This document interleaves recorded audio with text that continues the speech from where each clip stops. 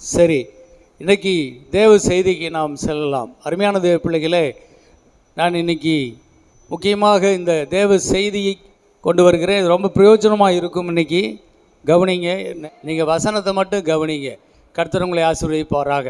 அருமையான தேவ பிள்ளைகளே, மத்தேயு, மார்க்கு, லூக்கா ஆகிய 3 வேத புஸ்தகத்திலும் எழுதப்பட்டிருக்கிற ஒரு உவமை, விதைக்கிறவனை பற்றின ஒரு உவமை. அருமையான தேவ பிள்ளைகளே, இந்த விதைக்கிறவனை பற்றின உவமையை நம்ம முதல்ல படிச்சிடலாம். லூக்கா புஸ்தகத்திலிருந்து இன்றைக்கி தியானம் எடுக்கலாம். லூக்கா புஸ்தகத்தில் 8ஆம் அதிகாரம் 5, 6, 7, 8 3 வசனங்களை படிங்கம்மா. விதைக்கிறவன் ஒருவன் விதையை விதைக்க புறப்பட்டான். அவன் விதைக்கையில் சில விதை வழியருகே விழுந்து மிதியுண்டது. ஆகாயத்து பறவைகள் வந்து அதை பட்சித்து போட்டது. சில விதை கட்பாறையின் மேல் விழுந்தது. அது முளைத்த பின் அதற்கு ஈரமில்லாததினால் உலர்ந்து போயிற்று. சில விதை முள்ளுள்ள இடங்களில் விழுந்தது. முள் கூட வளர்ந்து அதை நெருக்கி போட்டது. சில விதை நல்ல நிலத்தில் விழுந்தது.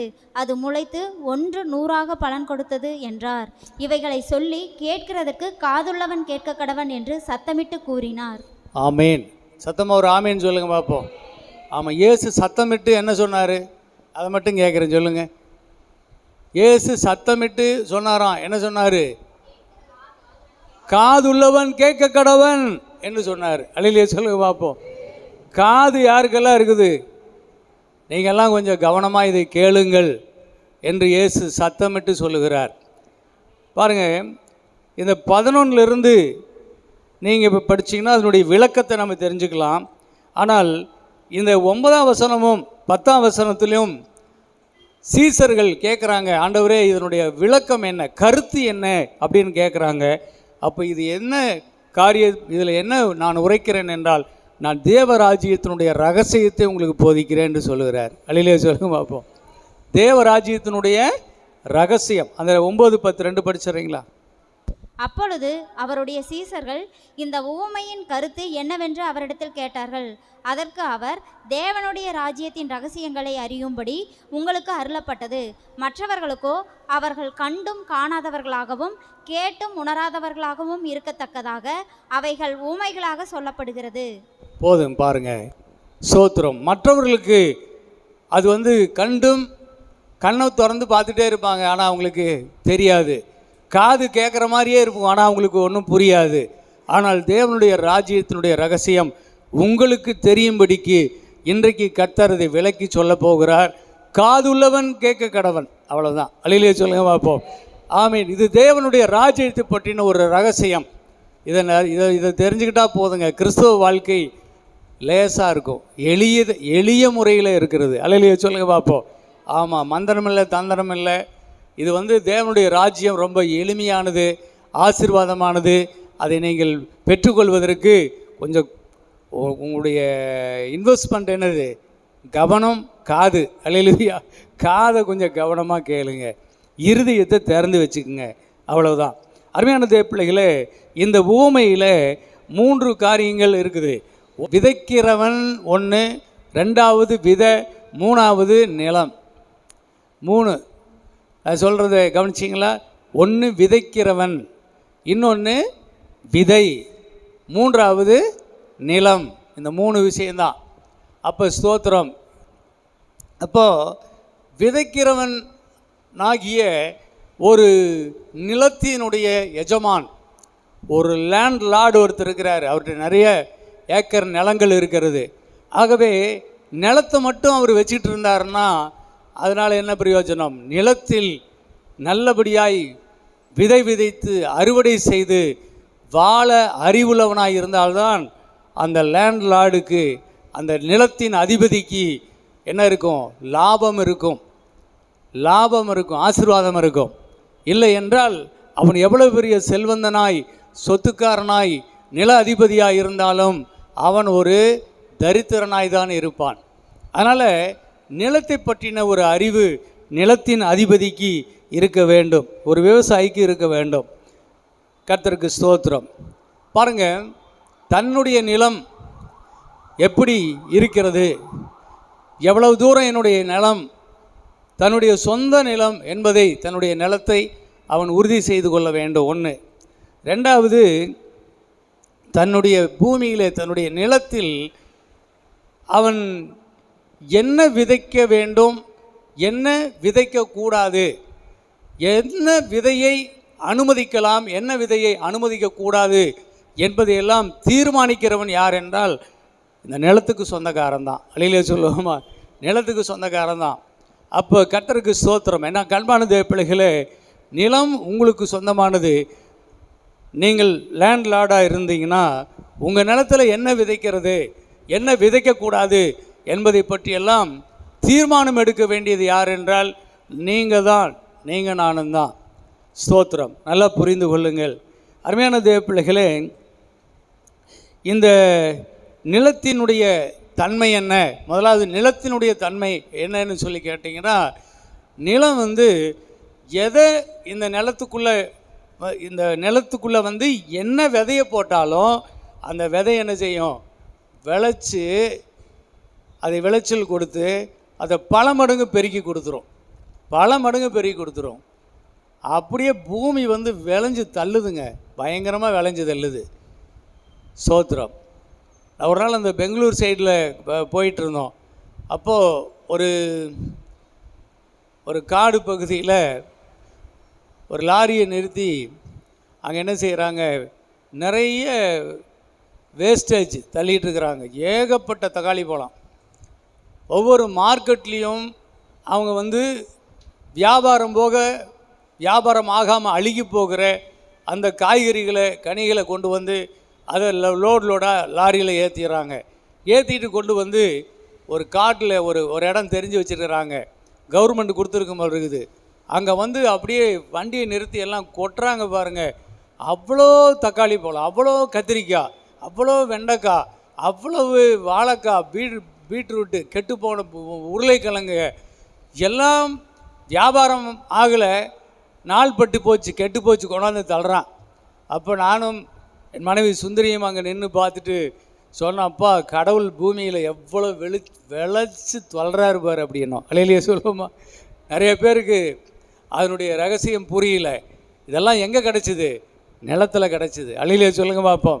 நிலத்தில் கிடச்சிது. நிலம் அப்படியே எதை போட்டாலும் அது பல மடங்கு பெருக்கி நம்ம கையில் அப்படியே தள்ளிக்கிட்டே இருக்குது. வைக்கிறதுக்கு இடமில்லாத அளவுக்கு தள்ளி விடுறது தான், விளைஞ்சி தள்ளுறது தான் நிலம். அப்படின்னா நிலம் ஒரு ஆசீர்வாதம் என்று நான் சொல்லுகிறேன். அழிலே சொல்லுவோமா. நிலம் ஒரு ஆசீர்வாதம். யாருக்கிட்ட நிலம் இருக்குதோ அவன் ஆசீர்வதிக்கப்பட்டவன், அவன் பாக்கியவான் என்று நான் சொல்லுகிறேன். எத்தனை பேர் ஒத்துக்கிறீங்க? உண்மையாக பொய்யுங்களா? ஆமாம், உண்மையானது. அப்போது கர்த்தருக்கு ஸ்தோத்திரம். அருமையான தேவ பிள்ளைகளே, அந்த நிலத்தின் அதிபதி பாருங்கள், நிலம் வச்சிருக்கிறவங்க அவங்கக்கிட்ட இருக்கிற நிலத்தில் என்ன விதைக்கணும், என்ன விதைக்கக்கூடாது அப்படிங்கிறத அவர் தான் தீர்மானம் எடுக்கிறாரு. அப்போ ஸ்தோத்திரம். போன போகத்தில் இதை விதைச்சேன், நல்லா வந்துச்சு, இப்போ இதை விதைக்கலாம். நெல் போட்டேன், இப்போ இந்த போகம் கம்பு போடலாம், அல்லது ராய் போடலாம், அல்லது தானிய வகைகள் போடலாம், அல்லது கரும்பு போடலாம். இப்படி எதை போட்டால் இந்த சீசனில் வரும், எந்த சீசனில், இந்த சீசனில் எது தேவை, நாட்டுக்கு எது தேவை, எதை போட்டால் நல்ல விளைச்சல் கிடைக்கும், வெங்காயம் போடலாமா, மஞ்சள் போடலாமா, அப்படியெல்லாம் தீர்மானம் எடுத்து அவன் விதையை தேர்ந்தெடுத்துக்கிறான். அந்த விதையை கொண்டு போய் விதைக்கிறான். அவன் பலன் எடுத்து அந்த பலனை எடுத்து அந்த ஆண்டிலே அவன் அனுபவிக்கிறான். தன்னுடைய நிலத்தில் தேவையில்லாத மரங்கள், தேவையில்லாத காட்டு செடிகள், காட்டு மரங்கள், முட்கள், புதர்கள் போல வளர விடுவதற்கு அவனை அனுமதி தர்றது இல்லை. அது எங்கேயாவது முளைச்சா கூட என்ன செய்கிறான், உடனே ஆளை விட்டு அதையே பிடுங்கி எரிஞ்சிட்றான். இவனுக்கு டைம் கிடச்சுன்னா போய் இவனே அதையெல்லாம் பிடுங்கி வெட்டி எரிஞ்சு அதையெல்லாம் சுத்தம் பண்ணி தன் நிலத்தை சுத்தமாக வைத்து கொள்கிறான். நல்ல விவசாயி. அல்லேலூயா சொல்லுவோமா. நல்ல நிலத்தின் ஓனர் தன்னுடைய நிலத்தை அவன் பத்திரமாக எப்படி பாதுகாத்து கொள்ளுகிறான். விதை விதைக்கும் போது தன்னுடைய நிலம் பெரிய நிலம், அதில் எல்லா இடத்துலையும் எல்லாமே விதைக்க முடியாது. என்ன இருக்குது, சில இடம் கால் மிதிக்கிற இடமா இருக்குது, சில இடம் கற்பாரி நிலம் உள்ளதாக இருக்குது, சில இடம் முள்ளுகள் எப்போ பார்த்தாலும் முள் முளைச்சிரும், காஞ்சேரி முள்ளுக முளைச்சிரும், முட்செடிகள் புதர் மாதிரி வளர்ந்துடும். அந்த மாதிரி இடம் இருக்குது. ஆனால் அங்கெல்லாம் என்ன பண்ணாலும் அது திரும்ப திரும்ப வந்துக்கிட்டே கிடக்குது. அப்போ அந்த மாதிரி நிலங்கள் அவாய்ட் பண்ணணும். அந்த மாதிரி நிலங்கள் பயன்படுத்தப்படுவது இல்லை. ஆனால் இந்த விவசாயி என்ன செய்கிறார்? தன்னுடைய விலை மதிக்க முடியாத விதையை எங்கே விதைக்கிறாரு? நல்ல நிலத்திலே பார்த்து விதைக்கிறார். அல்லையிலே சொல்லுங்க பார்ப்போம். தன்னுடைய நிலம்தான் எல்லா இடத்துலையும் போய் எல்லா விதையும் விதைத்து விடுகிறது இல்லை. கற்பாரி நிலமா? வேண்டாம். முள்ளுள்ள இடமா? வேண்டாம். கால் மிதிக்கிற பாதை தடம் போன்ற வழி உள்ள நிலமா? வேண்டாம். அப்போ அதெல்லாம் அவாய்ட் பண்ணிட்டு எங்கே விதைக்கிறாரு? நல்ல நிலத்தில் தான் விதைக்கிறார். ஏன்னா அங்கே விதைச்சா மட்டும்தான் அந்த விதை என்ன செய்யும்? 100 மடங்கு பலன் கொடுக்கும். இல்லையிலே சொல்லுங்க பார்ப்போம். அது வசனத்தில் சொல்லிக்கிறது. மற்ற 2 அதிகாரத்தில் கூட 30, 60, 100 அப்படி இருக்குது. ஆனால் லூக்கால மட்டும்தான் 100 மடங்கு விதை. இல்லையிலே சொல்லுவோம். ஈசாக்கு விதைத்தான் 100 மடங்கு பலன் அடைந்தான். அது மாதிரி 100% நீ லாபம் எடுக்க வேண்டும். அப்படிப்பட்ட நிலம் தேர்ந்தெடுத்து தன்னுடைய லேண்ட் ஓனர் என்ன செய்கிறார்? விவசாயியானவர் அவர் தன்னுடைய நிலத்தில் தேர்ந்தெடுத்த இடத்தில் விதைத்து நல்ல பலனை எடுத்து 100 மடங்கு அவர் ஆசீர்வதிக்கப்படுகிறார். அருமையான தேவப்பிள்ளைகளே, இது ஒரு நல்ல விவசாயியை குறித்து நாம் இப்போ தெரிஞ்சுக்கிட்டோம். அப்போ இந்த காரியமெல்லாம் எதை குறித்து நமக்கு சொல்லி கொடுக்கிறது என்று சொன்னால், நம்முடைய ஆவிக்குரிய ஜீவிதத்தில் தேவனுடைய ராஜ்யத்தின் பலனை நமக்கு கொடுக்கும் தேவ ரகசியம் இதில் இருப்பதாக சொல்லி தேவன் இந்த உவமையை நமக்கு ஆரம்பிக்கிறார். இதில் நீங்கள் கவனிங்க. இப்போ தான் நீங்கள் முக்கியமான நம்ம இடத்துக்கு வர்றோம். இப்போது சோத்திரம். ஆண்டவர் இதில் நமக்கு என்ன சொல்லி தருகிறார் என்று சொன்னால் சோத்திரம்.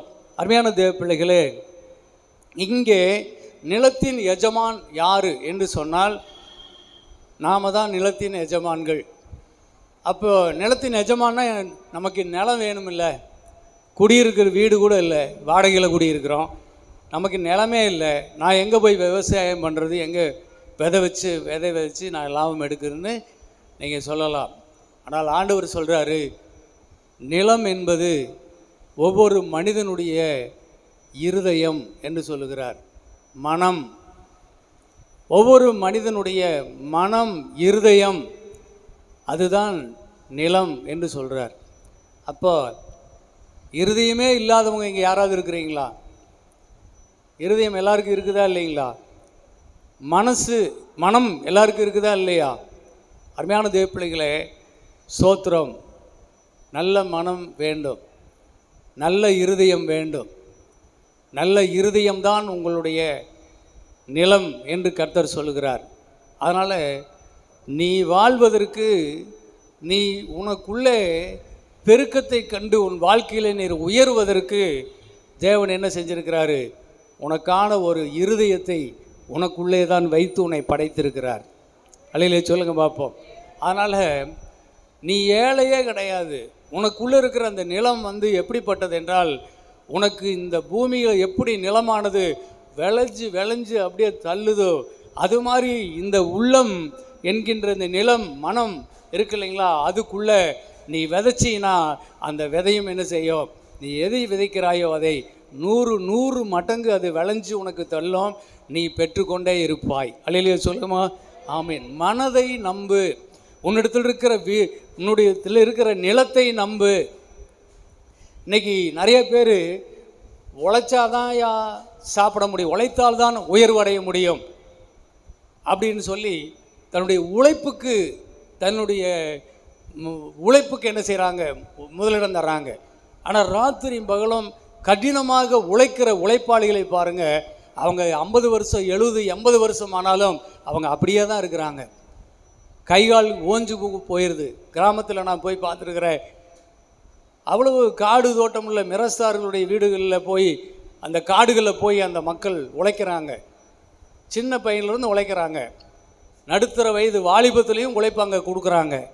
வயசான போதும் போய் கொடுக்குறாங்க. கடைசியில் அவங்க வேலை செய்ய முடியாமல் ஓஞ்சு போய் இருக்கும்போது அவங்க கையில் பார்த்தீங்கன்னா ஒன்றுமே இல்லை. அவங்க அப்படியே, அந்த கிராமத்து மக்கள் அப்படியே தான் இருக்கிறாங்க. ஆனால் அவங்க ஒவ்வொருத்தரையும் போய் கேட்டு பாருங்கள், சும்மா வந்தால் சோறு வருமா? உழைக்கணும் உழைக்கணும் உழைக்கணும், வீட்டுக்கு வேலைக்கு போகாமல் என்னடி பண்ணிகிட்டு இருக்கிற, வேலைக்கு போ வேலைக்கு போ.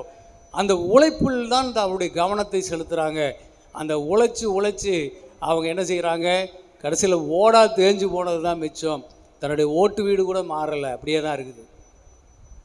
இன்றைக்கி அப்படி இருக்குது. அதனால் கர்த்தருக்கு ஸ்தோத்திரம். தன் இருதயத்தில் இருக்கிற தன் மனதை நம்பணும்.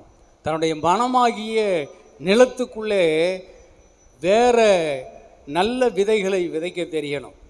அருமையான தேவ பிள்ளைகளே, விதைகள் என்பது என்னன்னா வார்த்தைகள், எண்ணங்களின் உணர்ச்சிகள் கொண்ட வார்த்தைகள். வார்த்தைகளால், வெறும் வார்த்தைகள் அல்ல, அந்த வார்த்தைகளுக்குள்ளே இருக்கிற உணர்ச்சிகள் கொண்ட அந்த உணர்வுகள் அந்த மனதுக்குள்ளே இறங்கும் போது அதையே நீ தியானித்து கொண்டிரு, அதையே நீ தியானித்து கொண்டிரு. அது என்ன செய்யுது என்றால் அதுதான் நம்முடைய வாழ்க்கையாக மாறுகிறது. மனுஷன் எண்ணம் போல் வாழ்கிறான். தன்னுடைய எண்ணம் போல் இந்த பூமியில் அவனுடைய வாழ்க்கை அமைகிறது. அவன் எதை நினைக்கிறானோ அது என்ன செய்யுது, அவனை தேடி வருகிறது. அதனால் இந்த பூமியில் என்ன நடக்குது என்றால் 70-80% மக்கள் உழைச்சி ஓடிட்டு இருக்கிறாங்க. ஆனால் மீதி இருக்கிற ஒரு 20% மக்கள், 20% கூட சொல்லக்கூடாது, 5-10% மக்கள் உழைக்கிறதே இல்லை. ஆனால் தங்களுடைய புத்தியில், தங்களுடைய எண்ணங்களில் மாத்திரம், சிந்தைகளில் மாத்திரம் தெளிவாக இருக்கிறாங்க. அவங்க எதை நினைக்கிறார்களோ அதை அவர்கள் சாதித்து கொண்டிருக்கிறார்கள். அல்லேலூயா சொல்லாமல் அது அவங்களுக்கு நடந்து கொண்டே இருக்கிறது. அப்போ இந்த மனதை கட்டுப்படுத்தவும், மனதுக்குள்ளே வார்த்தைகளை வைத்து, நல்ல வார்த்தைகளை வைத்து, நல்ல விதைகளை விதைத்து அந்த வாழ்வை கரெக்டாக நடத்துகிறவர்கள் நல்ல வழிகளில் நடக்கிறார்கள், நல்ல ஆசீர்வாதங்களை பெறுகிறார்கள். இன்றைக்கி நிறைய பேர் நல்ல பெரியவர்கள் பெரியார் புஸ்தகம், பகுத்தறிவு புஸ்தகம், அப்படி புக்தர் புஸ்தகமெல்லாம் வாங்கி படிக்கிறாங்க. நல்ல அறிஞர்கள் புஸ்தகம் படிக்கிறாங்க. எதுக்கு? அறிவு வரட்டும்னு படிக்கிறாங்க. ஆனால் கர்த்தருக்கு ஸ்தோத்திரம், அவங்க கொஞ்சம் நல்லா தான் இருக்கிறாங்க, ஒன்றும் தப்பு இல்லை. எதன் மேலே நம்ம அதிகமாக நாட்டம் எடுக்கிறோமோ அதில் தான் நம்ம வளருவோம்.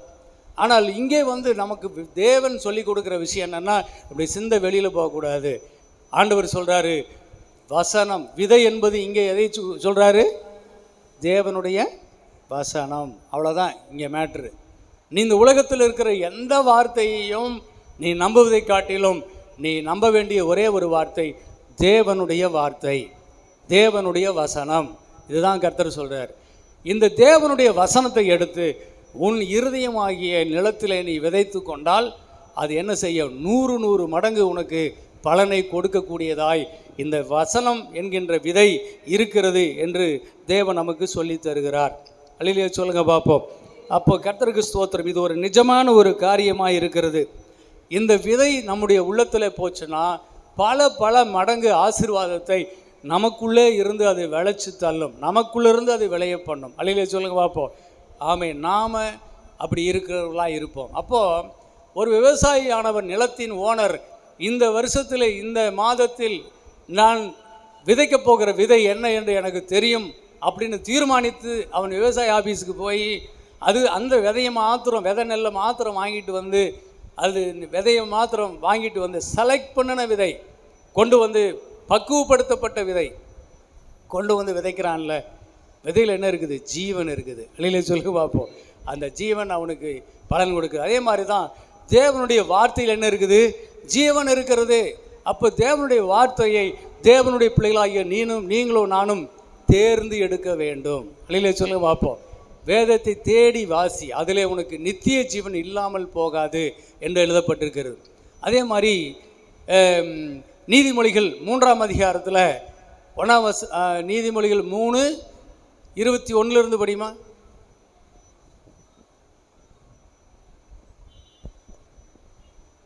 என் மகனே, இவைகள் உன் கண்களை விட்டு பிரியாதிருப்பதாக. மெய்ஞானத்தையும் நல்ல ஆலோசனையையும் காத்துக்கொள். அவைகள் உன் ஆத்மாவுக்கு ஜீவனும் உன் கழுத்துக்கு அலங்காரமுமாய் இருக்கும். அப்பொழுது நீ பயமின்றி உன் வழியில் நடப்பாய், உன் கால் இடராது. நீ படுக்கும்போது பயப்படாதிருப்பாய், நீ படுத்துக்கொள்ளும்போது உன் நித்திரை இன்பமாயிருக்கும். சடிதியான திகிலும் துஷ்டர்களின் பால்கடிப்பும் வரும்போது நீ அஞ்ச வேண்டாம். 4ஆம் அதிகாரம் 21 படி. ஜோசப், அந்த மைக் கொஞ்சம். அவைகள் உன் கண்களை விட்டு பிரியாதிருப்பதாக. அவைகளை உன் இருதயத்துக்குள்ளே இன்னும் ஒரு வசனம் கூட மேலே படி. என் மகனே, என் வார்த்தைகளை கவனி, என் வசனங்களுக்கு உன் செவியை சாய். அவைகள் உன் கண்களை விட்டு பிரியாதிருப்பதாக. அவைகளை உன் இருதயத்துக்குள்ளே காத்துக்கொள். அவைகளை கண்டுபிடிக்கிறவர்களுக்கு அவைகள் ஜீவனும் அவர்கள் உடலுக்கெல்லாம் ஆரோக்கியமுமா. எல்லா காவலோடும் உன் இருதயத்தை காத்துக்கொள், அதனிடத்தில் நின்று ஜீவ ஊற்று புறப்படும். வாயின் தாறுமாறுகளை உன்னை விட்டு அகற்றி உதடுகளின் மாறுபாட்டை உனக்கு தூரப்படுத்து. போதும் போதும். அருமையானது பிள்ளைகளே, இந்த வசனத்தை குறித்து வச்சுக்குங்க. எதிலிருந்து எது வரைக்கும் படித்தோமா? 20லிருந்து 24. நோட்டு பேனா கொண்டாந்துட்டீங்கன்னா குறித்து வச்சுக்கோங்க. நீதிமொழிகள் 20லிருந்து 24 வரைக்கும். அதில் ஆண்டவர் தெளிவாக சொல்கிறாரு, என் மகனை, என் வார்த்தைகளை நீ கவனி, அவைகளை நீ கவனித்து எடு, அதை எடுத்து அதை உன் இருதயத்தில் நீ அதை வைத்து கொள்ளு, அதை கண்டுபிடி. என்ன தேவையோ அதை கண்டுபிடிச்சு எடுத்து அந்தந்த வார்த்தைகளை உன் மனதில் வச்சு அதை காத்துக்கோ. அது எல்லா காவலோடும் காத்துக்கோ. அதிலிருந்து ஜீவ ஊற்று புறப்பட்டு வரும். அதனுடைய பலனை நீ அடைய வேண்டும். இது நிஜமான ஒரு வார்த்தை இங்கே தேவ பிள்ளைகளே. அப்போ ஸ்தோத்திரம். ஒரு விவசாயி தன்னுடைய நிலத்தில் தனக்கு என்ன விதை விதைக்கணும்னு தீர்மானிக்கிறவன், அது மாதிரி தேவ பிள்ளையாகிய நீயும் நானும் தான் என்ன செய்யணும்? நமக்கு என்ன வசனம் தேவை என்பதை தீர்மானிக்கணும். ஒருவேளை நீங்கள் உங்கள் குடும்பத்திலேயோ உங்களுக்குள்ளேயோ யாருக்குள்ளேயாவது வியாதி இருந்தால் அப்போ உங்களுக்கு தேவை என்ன? சுகம். உங்களுக்கு தேவை என்னங்க? சுகம். அப்போ சுகம் பற்றின தேவனுடைய வார்த்தைகளை நீங்கள் தேடி எடுக்க வேண்டும்.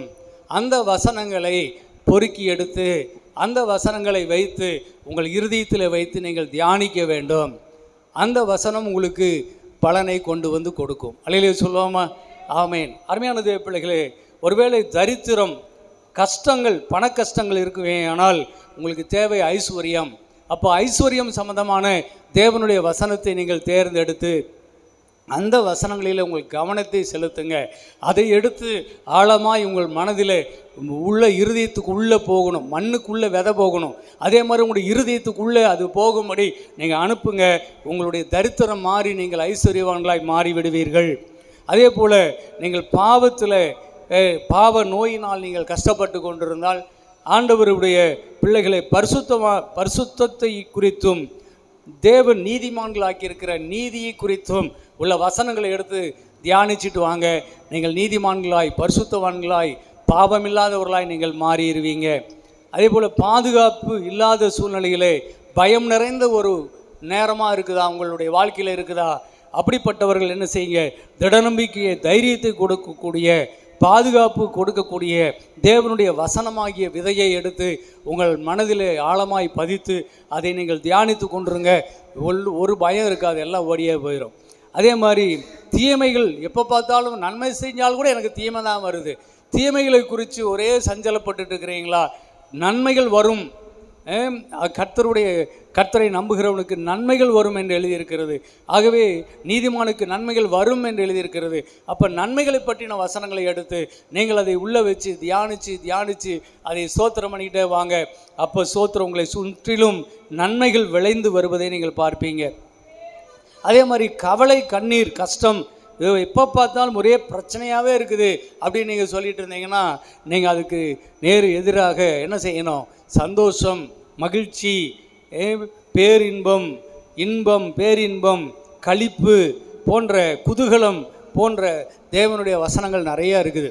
அப்போ அவைகளை எடுத்து உங்கள் இருதயமாகிய நிலத்தில் நீங்கள் அதை விதைச்சி நீங்கள் என்ன செய்ய? ஆழமாய் விதைச்சி அதில் நீங்கள் தியானித்து கொண்டு வாங்க.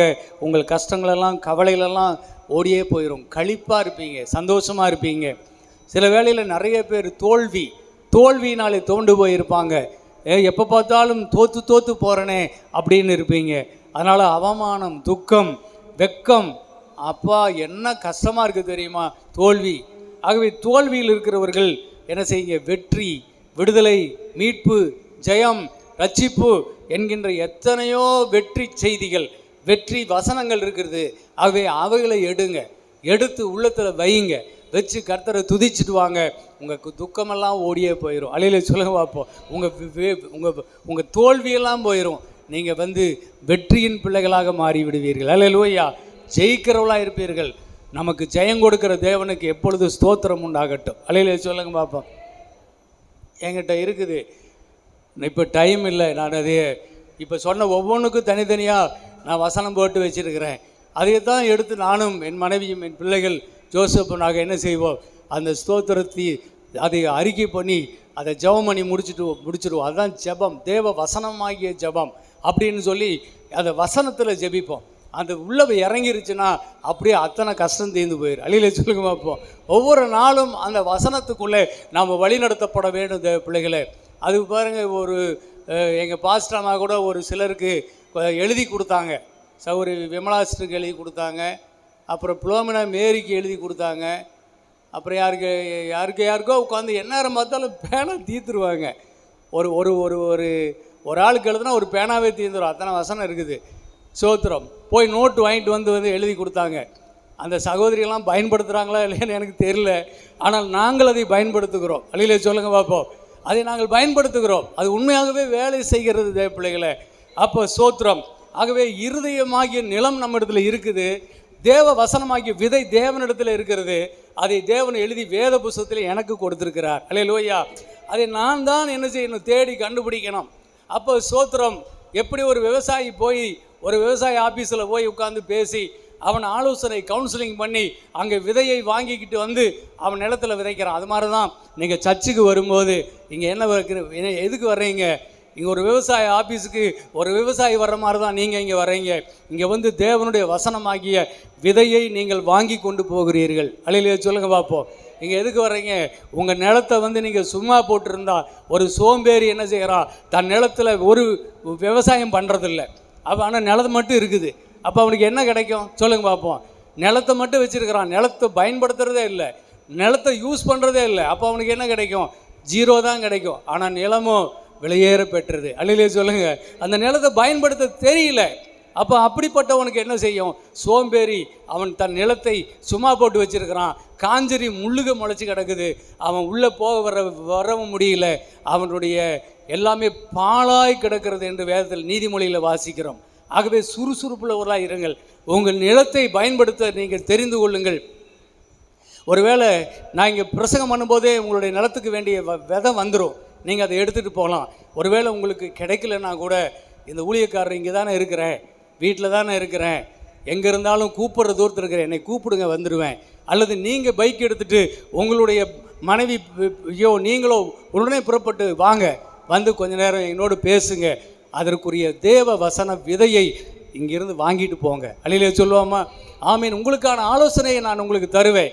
ஆகவே என் மகனே, இந்த ஆலோசனைகளை உன்னை விட்டு நீக்கி போடாத. இதில் நீ கவனமாயிரு, உன் நிலத்தை குறித்து கவனமாயிரு. உன் நிலத்தில் இருக்கிற தேவனுடைய வசனமாகிய விதை, உன் பிரச்சனைக்கு ஏற்ற ஒரு வசனத்தை விதையை தேடி எடுத்து அதை பண்படுத்தப்பட்ட உன் நிலத்திலே போட்டு அதை பயனடைய வேண்டியது உன் கடமை. உன் கடமை. இங்கிருந்து மோகன்சில் ஆசிரியருக்கு லெட்டர் எழுதிட்டா உன் பிரச்சனை தீர்ந்துடும், தினகரனையாவுக்கு எழுதிட்டா உன் பிரச்சனை தீர்ந்துடும், அவர் உபவாசம் பண்ணுவார், அவர் மன்றாடி ஜெபிப்பார் அப்படின்னு சொல்லி நீ அப்படியே அசால்ட்டாக உலாவிக்கிட்டு இருந்தீங்கன்னா உன் நிலத்தில் ஒன்றும் கிடையாது. நீ அவர் காணிக்கை அனுப்பலாம், ஆனால் சோத்திரம் அங்கிருந்து ஒரு லெட்டர் கூட வரலாம் தீர்ந்து போச்சுன்னு. ஆனால் சோத்திரம் அதல்ல தீர்வு. ஆனால் உன் நிலத்தில் நீ விதைத்தால் அது உன் வாழ்க்கை பூரா உனக்கு பலன் கொடுக்கும். அலையில சொல்லுவோமா? ஒரு மரத்தை நட்டு அந்த மரம் மட்டும் வளர்ந்துருச்சுன்னா அந்த மரத்தில் இருக்கிற கனி என்ன செய்யும், உன் வாழ்நாள் முழுவதுக்கும் போதுமானதாக இருக்கும். சுகம் என்கின்ற ஒரு வசனத்தை எடுத்து அதன் மூலமாய் நீ ருசி கண்டு விட்டால், அது உனக்கு பலன் கொடுத்து விட்டால், ஏதோ அந்த நேரத்துக்கு மட்டுமில்லை, உன் வாழ்நாள் முழுவதுக்கும் எப்பொழுதெல்லாம் உன் பலவீனப்படுகிறாயோ, நோய்வாய்ப்படுகிறாயோ, அப்பொழுதெல்லாம் இந்த சுகம் என்கின்ற வல்லமை உனக்குள் கிரியை செய்து நோயே இருக்காது. அழியில சொல்லுங்க பார்ப்போம். நோயே இருக்காது. சுகம் என்கின்ற கனியை நீ புசித்து கொண்டே இருப்பாய். அது எப்படி நடக்கும்னா நீ அனுபவிக்கணும். அழியில சொல்லுவோமா? உன் நிலத்தில் நீ போட்டு நீ அனுபவிக்கணும். ஆகவே உன் நிலத்தில் நீ அதை வைத்துக் கொள்ளுறீங்க, வச்சு அனுபவிங்க. எங்கிட்ட இருந்தால் அது எனக்கு தானே பலன் சொல்லுங்க பார்ப்போம். எனக்கு தானே பலன் ஆகுது. என்னுடைய விசுவாசம் கொஞ்ச நேரம் உங்களுக்குள்ள வேலை செய்யலாம், ஆனால் அது நிரந்தரமாய் உங்களுக்குள்ளே இருக்காது இல்லையா? ஆனால் நீங்களே உங்கள் நிலமாகிய இருதயத்தில் நீங்கள் இந்த விதையை விதைத்து நீங்கள் பலனடைய வேண்டும். அல்லேலூயா சொல்லுங்க. ஆகவே ஸ்தோத்திரம். இதுதான் ஆவிக்குரிய ரீதியிலே கர்த்தர் என்ன செய்கிறாரு? தேவ பிள்ளைகளுக்கு கற்றுக் கொடுத்து கொண்டு இருக்கிறார். அருமையான தேவ பிள்ளைகளே, நிலத்தின் அதிபதிகளாக இருக்கிற நீங்கள் உங்கள் நிலத்தில் நல்ல பலனை தர வேண்டுமானால் நிலத்தை தேர்ந்தெடுக்கணும். நீங்கள் விதையை எப்படி தேர்ந்தெடுக்கிறீங்களோ அதே மாதிரி நீங்கள் விதைக்கக்கூடிய நிலத்தையும் என்ன செய்யுங்க? தேர்ந்தெடுக்கணும். அது ரொம்ப முக்கியம்னு சொல்கிறார். விதை எப்போவுமே பழுதாகாது. தேவனுடைய வசனம் என்னைக்காவது பழுதாகுமா? அது விலையேற பெற்ற விதை. தேவனுடைய வார்த்தைக்குள்ளே இருக்கிற ஜீவன் என்னைக்குமே கெட்டு போகாது. வேத வசனம் சொல்கிறது அது அழிவில்லாத வித்து என்று எழுதப்பட்டிருக்கிறது. அழிவில சொல்லுவோமா? அப்போ வசனம் எனக்குள்ளே வேலை செய்யலை அப்படின்னு சொன்னால், வசனம் உன்னுடைய நிலத்தில் வேலை செய்யலைன்னு சொன்னால் உன் இருதயம் தப்பாக இருக்குதுன்னு அர்த்தம். நீ நிலத்தில் சரியான இடத்துல அந்த விதையை விதைக்கவில்லை, அதுதான் அர்த்தம். அதனால தான் இங்கே 3 விதமான நிலத்தை பற்றி ஆண்டவர் இங்கே சொல்லுகிறார். ஒரு நிலம் அது வழி அருகே விதைக்கப்பட்ட நிலம். அது காலடி பட்டு மிதிப்பட்டு அந்த இடமெல்லாம் இறுகி போச்சு. அது மேலே விழுந்த விதை என்ன செய்ய மாட்டேங்குது? நிலத்துக்குள்ளே போக மாட்டேங்குது. நிலத்துக்குள்ளே விதை போகலின்னா, கவனிச்சிங்களா? நிலத்துக்குள்ளே விதை போகலின்னா என்ன ஆகுங்க? அது மேலேயே கிடக்கும். மேலேயே கடந்துச்சுன்னா என்ன செய்யும்? பறவைகள் பொறுக்கிட்டு போயிடும். அது மாதிரி சோத்திரம், உன்னுடைய வசனம் உன் இருதயத்துக்குள்ளே வசனம் போகாமல் இந்த காதில் போகுது, இந்த காதில் வெளியே போகுது. என்ன பண்ணுறது? கண் இருக்குது, புடன்னு பார்த்துட்டு இருக்கிறீங்க. காது இருக்குது, அப்படியே இங்கேயே கவனிக்கிற மாதிரி இருக்குது. அங்கே உங்கள் மனசு பூரா வேற எங்கேயோ போயிட்டு இருக்குது. ஸ்கூலில் அப்படி பிள்ளைங்களாம் இருப்பாங்கல்ல, கவனிக்கிறீங்களா அப்படின்னு கத்திக்கிட்டே இருப்பாங்க. ஏனென்றால் திடீர்னு அவங்க மனசு என்ன செஞ்சிடும்? வேறு பக்கம் போயிடும். அப்படி தான் சர்ச்சுக்குள்ளே பிள்ளைங்க உட்காந்துருப்பீங்க, ஆனால் திடீர்னு வீட்டு கவனத்தில் போயிடும். திடீர்னு ரோட்டில் போகும் மனசு, திடீர்னு வேலை செய்கிற இடத்துக்கு போகும். சட்டியை அடுப்பில் வச்சுனே பற்ற வச்சுனே ஆப்புணுன்னா இல்லையா திக்குன்னு இருக்கும். எந்த வசனம் உனக்கு காதில் போகும்? ஆகவே இதில் போயிடுதெல்லாம். அப்போ சோத்திரம். ஆகவே கவனக்குறைவு. அதனால காதுள்ளவன் கேட்க கடவன். கவனமாக இருக்கணும். அவர்கள் கண்ணிருந்தும் காணாமல், காதிருந்தும் கேளாதவர்களாய், அவருடைய இருதயத்தில் உணர்வில்லாதமாக இருக்கிறார்கள். உணர்வில்லை. அப்போ என்ன செய்யறதில்ல? அந்த வசனமெல்லாம் பிசாசு பொறுக்கி போடுகிறான். ஒரு 2 மணி நேரம் உட்காந்துட்டு தான் போனீங்க, 2.5 மணி நேரம் சர்ச்சில். ஆனால் என்ன பிரயோஜனம்? ஒரு வசனம் கூட இல்லை. இன்னைக்கு பிரசங்கம் எப்படி இருந்தது? நல்லா இருந்தது. ஆனால் வசனம் என்ன சொன்னார் தெரியலையே, ஒன்றுமே ஞாபகம் இல்லையே. அப்போ என்னாச்சு? பிசாசு பொறுக்கி போட்டான். அட்லீஸ்ட் ஒரு நோட்டு பேனாவது கொண்டு வாங்க, எடுத்துகிட்டு சொல்ல ஒரு வசனத்தை குறிச்சிட்டாவது போங்க. இன்றைக்கி என்ன பேசுகிறாரு அதை குறிச்சிட்டாவது போங்க. வீட்டில் போய் மீண்டும் அதை எடுத்து ஒரு விஷயம் கூட பாருங்கள், தப்பே இல்லை. மாடு நல்ல புல் மேய்ஞ்சிட்டு போயிடும்.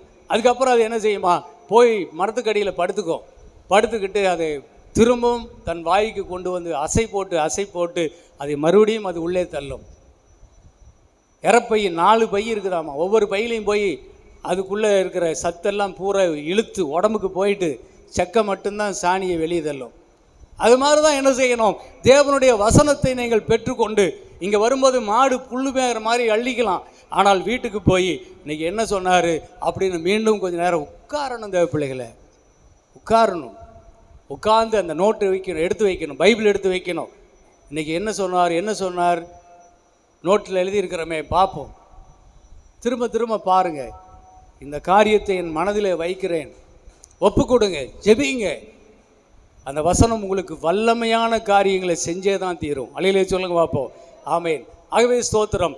வழியறையே வைக்கப்பட்ட விதை போல வசனத்தை பிசாசு பொறுக்கி போட்டுட்டான்னா ஒன்றும் பிரயோஜனம் இல்லை. நீங்கள் வந்தது வேஸ்ட்டாக போயிடும். எத்தனையோ வருஷங்கள் விசுவாசிகள் நல்ல வாழ்கிறாங்க, ஆனால் என்ன சர்ச்சுக்கெல்லாம் வர்றாங்க, ஆனால் என்ன புஸ்வானமாக இருக்குது வாழ்க்கை.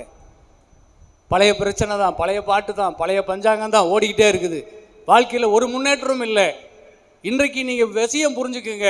யாரோ ஒருத்தர் எனக்காக ஜெபிப்பாங்க, யாரோ ஒருத்தர் எனக்காக போராடிட்டு இருப்பாங்க, அதில் நம்ம அப்படியே சோகம் கண்டுறான்னு நினைக்காதீங்க. உன் ஆத்மாவுக்கு நீதான் உத்தரவாதி. அதிலே சொல்லுவோமா?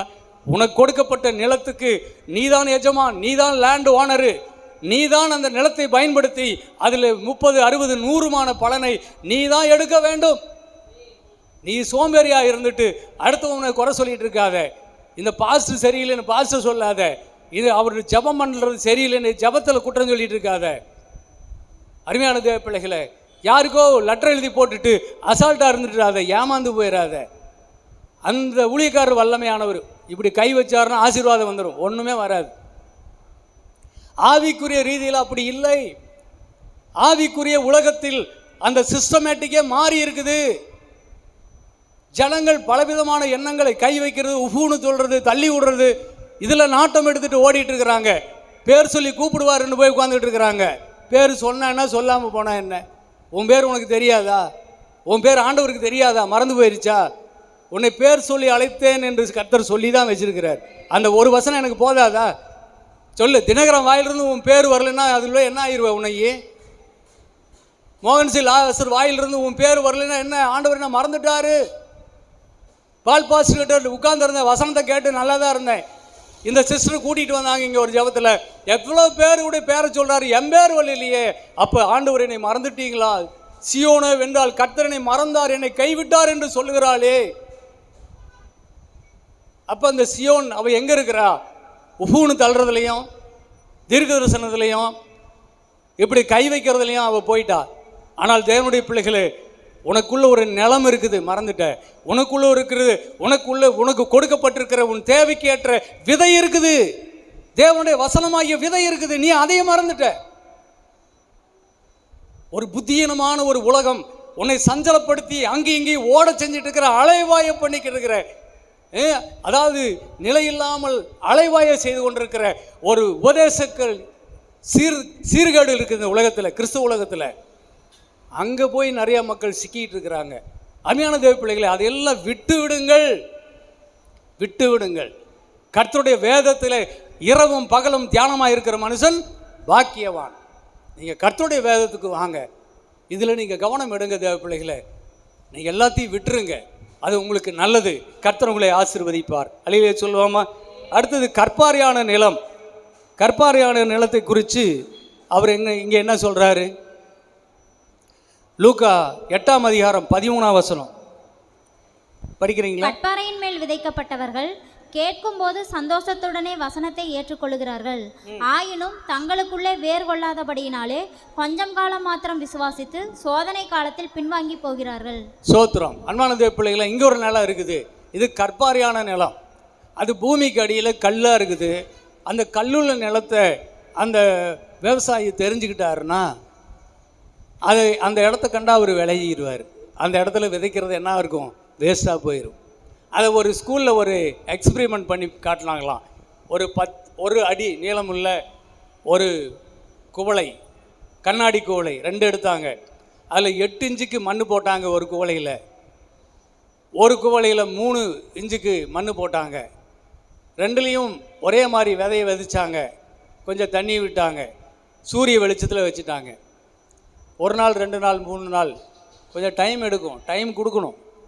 விதையெல்லாம் இன்றைக்கி விசுவாசிய என்ன செய்கிறது? ஜெபம் பண்ண உடனே ஏதாவது நடக்கணுமான்னு பார்க்குறது, அதெல்லாம் இல்லைங்க.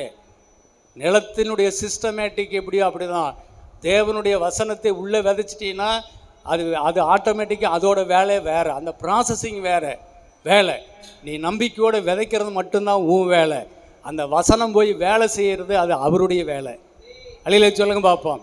அவருடைய வேலை. அதை நீ பறித்து, அதுதான் உன் தேவனாய் கர்த்தரை பறிச்சு பாராதிருப்பாயாக. விதை விதைத்திருக்கிறேன், கண்டிப்பாய் நல்ல அறுவடை செய்வேன். அந்த நம்பிக்கை மட்டும்தான் உனக்கு இருக்கணும். அந்த நம்பிக்கை மட்டும்தான் உனக்கு இருக்கணும். அப்போது கர்த்தருக்கு ஸ்தோத்திரம். அந்த விதையை உள்ளே இறங்குச்சு. 2-3 நாள் ஆச்சு. அருமையான தேவ பிள்ளைகளை, இந்த 8 சென்டிமீட்டர் மண்ணுக்குள்ளே என்ன செய்யலை, லேட் ஆகுது. ஆனால் இந்த 3 சென்டிமீட்டரு மண்ணுக்குள்ளே இருக்கிற செடி சீக்கிரமாக வந்துருச்சு. அது இது லேட்டாக தான் வருது. எக்ஸ்பிரிமெண்ட் பண்ணி பார்த்துருக்குறாங்க பாருங்கள். அப்போ அது வந்தபோது இது நல்ல சீக்கிரமாக வளர்ந்து வெளியிலேயே வருது. ஆனால் இது மெதுவாக வளருது. அப்புறம் இதுக்கு என்னென்னு நான் சொன்னால், இதுக்கு அதுக்கு கீழே வேர் இல்லை. அதனால் வேர் போக மாட்டேங்குது. ஏன்னா 3 இன்ச்சு தான் மண் இருக்குது. அதனால் அந்த வேர் என்ன செய்யுது, அதுக்குள்ளேயே வளைஞ்சு ஆழம் இல்லாதனால அது போக முடியல. அப்புறம் என்ன ஆச்சு, அந்த மண்ணில் இருக்கிற சத்துக்களை உறிஞ்சி சாப்பிட்டு மண்ணில் சத்து இல்லை. அப்புறம் செடி வளர்ந்துருக்குது, செடிக்கு சத்து போகலை. செடி ஆரம்பத்தில் பச்சை பசை இருந்த செடி இப்போ என்ன செய்யுது, அந்த செடி அப்படியே என்ன ஆயிடுச்சு, வெள்ளையாக வெளுத்து போய் அப்படியே காஞ்சு போயிடுச்சு. காரணம் என்னென்றால் ஆழமான மண் இல்லை என்று சொல்லப்படுகிறது. ஆனால் இந்த 8 இன்ச்சில் மண்ணில் வளர்ந்த செடி வேறு ஆழமாக போச்சு. செடி மேலே வந்துச்சு, அது காய் காய்ச்சி பூ பூத்து கனியே கொடுக்குதுச்சு. ஆனால் இது கனி கொடுக்கல. 2 தக்காளி செடியிலையும் ஒரு செடி கனி கொடுக்குது, ஒரு செடி காஞ்சு போச்சு. காரணம் என்னென்றால் மண் இல்லை என்று சொல்லப்படுகிறது. ஆகவே உன்னுடைய நிலத்தில் மண் இல்லாத இடத்துல விதைச்சின்னா சோதனை காலத்தில் நீ என்ன செய்வாய், பலன் இல்லாமல் போய் உன் விதை பலன் இல்லாமல் போயிடும்.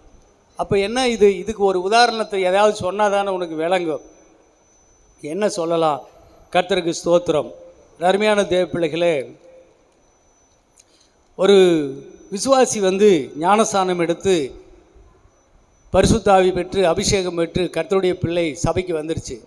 ஆனால் தேவனுடைய பிள்ளைகள் ஆவியை நம்புது, வசனத்தை கேட்குது. ஆனால் வசனத்தில் விட ஆவியை நம்புது, அபிஷேகத்தை நம்புது, கை வைக்கிறத நம்புது, பேய் ஓட்டுறதை நம்புது, அங்கே போனால் இங்கே போனால் தீர்க்க தரிசனத்தை நம்புது. ஆனால் வசனத்துக்குள்ளே மட்டும் போக மாட்டேங்குது. கவனிச்சிருக்கிறீங்களா? வசனத்துக்குள்ளே மட்டும் என்ன செய்யாது, அந்த பிள்ளை போகாது. நான் 20-30 வருஷம் விசுவாசியை கூட பார்த்துருக்குறேன் அந்த மாதிரி. ஆனால் ஒரு நாள் கண்டுபிடிச்சி இதெல்லாம் பொய்யின்னு தான் தூக்கி போட்டுட்டு ஆழமாய் டீப்பாக வசனத்துக்குள்ளே இறங்குற வாழ்க்கை உண்மையுள்ள வாழ்க்கை என்று கர்த்தருடைய ஆவிக்குரிய சிஸ்டம் இங்கே தான் வேலை செய்யுது. சிஸ்டத்தை மாற்றினா பிரயோஜனம் இல்லை. ஆனால் ஆள் வேணால் என்ன இருக்கலாம், ஆனால் உள்ளே ஒன்றும் இல்லை, வெளுத்து போன சாறு இல்லை, வெளுத்து போன ஒரு செடி தான் அது. அந்த செடி சோதனை காலத்தில் பட்டு போய்விடும். அருமையான தேவ பிள்ளைகளை, இன்றைக்கி ஒரு உதாரணம் திருவிருந்துன்னு வச்சுக்கோங்க. ஞானஸ்நானம் எடுத்த பிள்ளைகள் என்ன செய்கிறாங்க, இனிமேல் இந்த பந்திக்குரியவர்களாக நீங்கள் மாறுகிறீர்கள், இனிமேல் என்ன செய்யாதீங்க, அங்கே இதுக்கெல்லாம் போய் கெடா வெட்டுக்கெல்லாம் போய் அங்கே இருக்கிற அந்நிய பலிபீடத்தில் நீங்கள் சேர்ந்து அதையெல்லாம் நீங்கள் சாப்பிடாதீங்க பிள்ளைகளே அப்படின்னு நம்ம சொல்லித்தரோம். அந்த வசனம் சொல்லும்போதே சொல்லுது, கேட்கும்போது அவர்கள் சந்தோஷமாக கேட்கிறார்கள். அவ்வளோதானே, அது இன்னைக்கு பண்ணிட்டா போகுது. கேட்கும்போது சந்தோஷமாக கேட்கிறார்கள். ஆனால் சோதனை வரும்போது அவர்கள் பலனற்று போகிறார்கள். அதான வசனம். சோதனை வரும்போது பலன் இல்லை, கேட்கும்போது சந்தோஷமாக இருக்குது. அப்போ திடீர்னு அவங்க சொந்தக்காரங்க வராங்க, அக்கா தங்கச்சி வராங்க, அண்ணன் தம்பி வராங்க, மாமச்சனை வராங்க. அவங்க ஒரு கெடா வெட்டு வச்சு விருந்துக்கு பத்திரிக்கை கொடுக்குறாங்க. விசுவாசி போகாமல் இருக்க முடியாது, என்ன செய்வேன், இந்த பாஸ்ட் வேறு வேண்டாங்கிறாரு, இவங்க வேற கூப்பிட்றாங்களே, சரி பாஸ்ட்டுக்கு தெரிஞ்சிடவா போகுது அப்படின்னு சொல்லிட்டு ஓடிடுறது. அங்கே போய் விழா கோலங்கள் எல்லாம் தாட் பூட்டுன்னு வாழ்ந்துட்டு எல்லாம் கரைப்பட்டுக்கிட்டு அப்புறம் என்ன செய்கிறது, பலிபீடத்துக்கு கர்த்தருடைய வசனம் சொன்னால் குத்துது அப்படியே.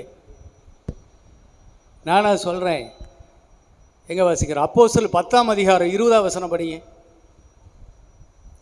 அப்போஸ்தலர் 10:20.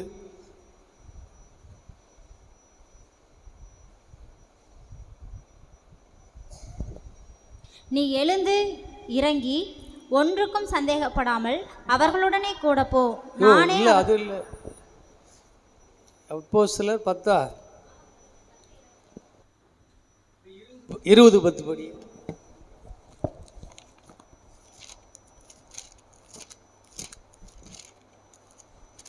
உடனே பவுல் இறங்கி போய் அவன் மேல் விழுந்து அவனை அணைத்து கொண்டு, அது இல்லைம்மா, 1 கொரிந்தியர் எடுமா.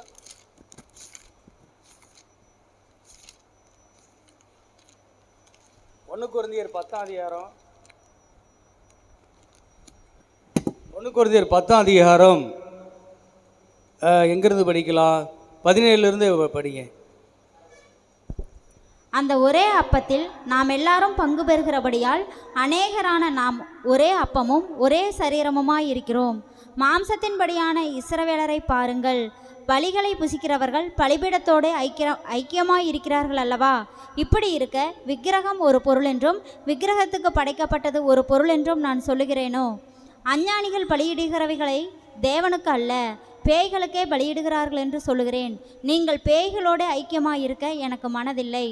நீங்கள் கர்த்தருடைய பாத்திரத்திலும் பேய்களுடைய பாத்திரத்திலும் பானம் பண்ணக்கூடாதே. நீங்கள் கர்த்தருடைய போஜன பந்திக்கும் பேய்களுடைய போஜன பந்திக்கும் பங்குள்ளவர்களாய் இருக்கக்கூடாதே. நாம் கர்த்தருக்கு எரிச்சலை மூட்டலாமா? அவரிலும் நாம் பலவான்களா? எல்லாவற்றையும் அனுபவிக்க எனக்கு அதிகாரம் உண்டு, ஆகிலும் எல்லாம் தகுதியாயிராது. எல்லாவற்றையும் அனுபவிக்க எனக்கு அதிகாரம் உண்டு, ஆகிலும் எல்லாம் பக்தி விருத்தியை உண்டாக்காது. போதும் போதும். அதில் நல்ல தெளிவாக சொல்கிறார் பாருங்க.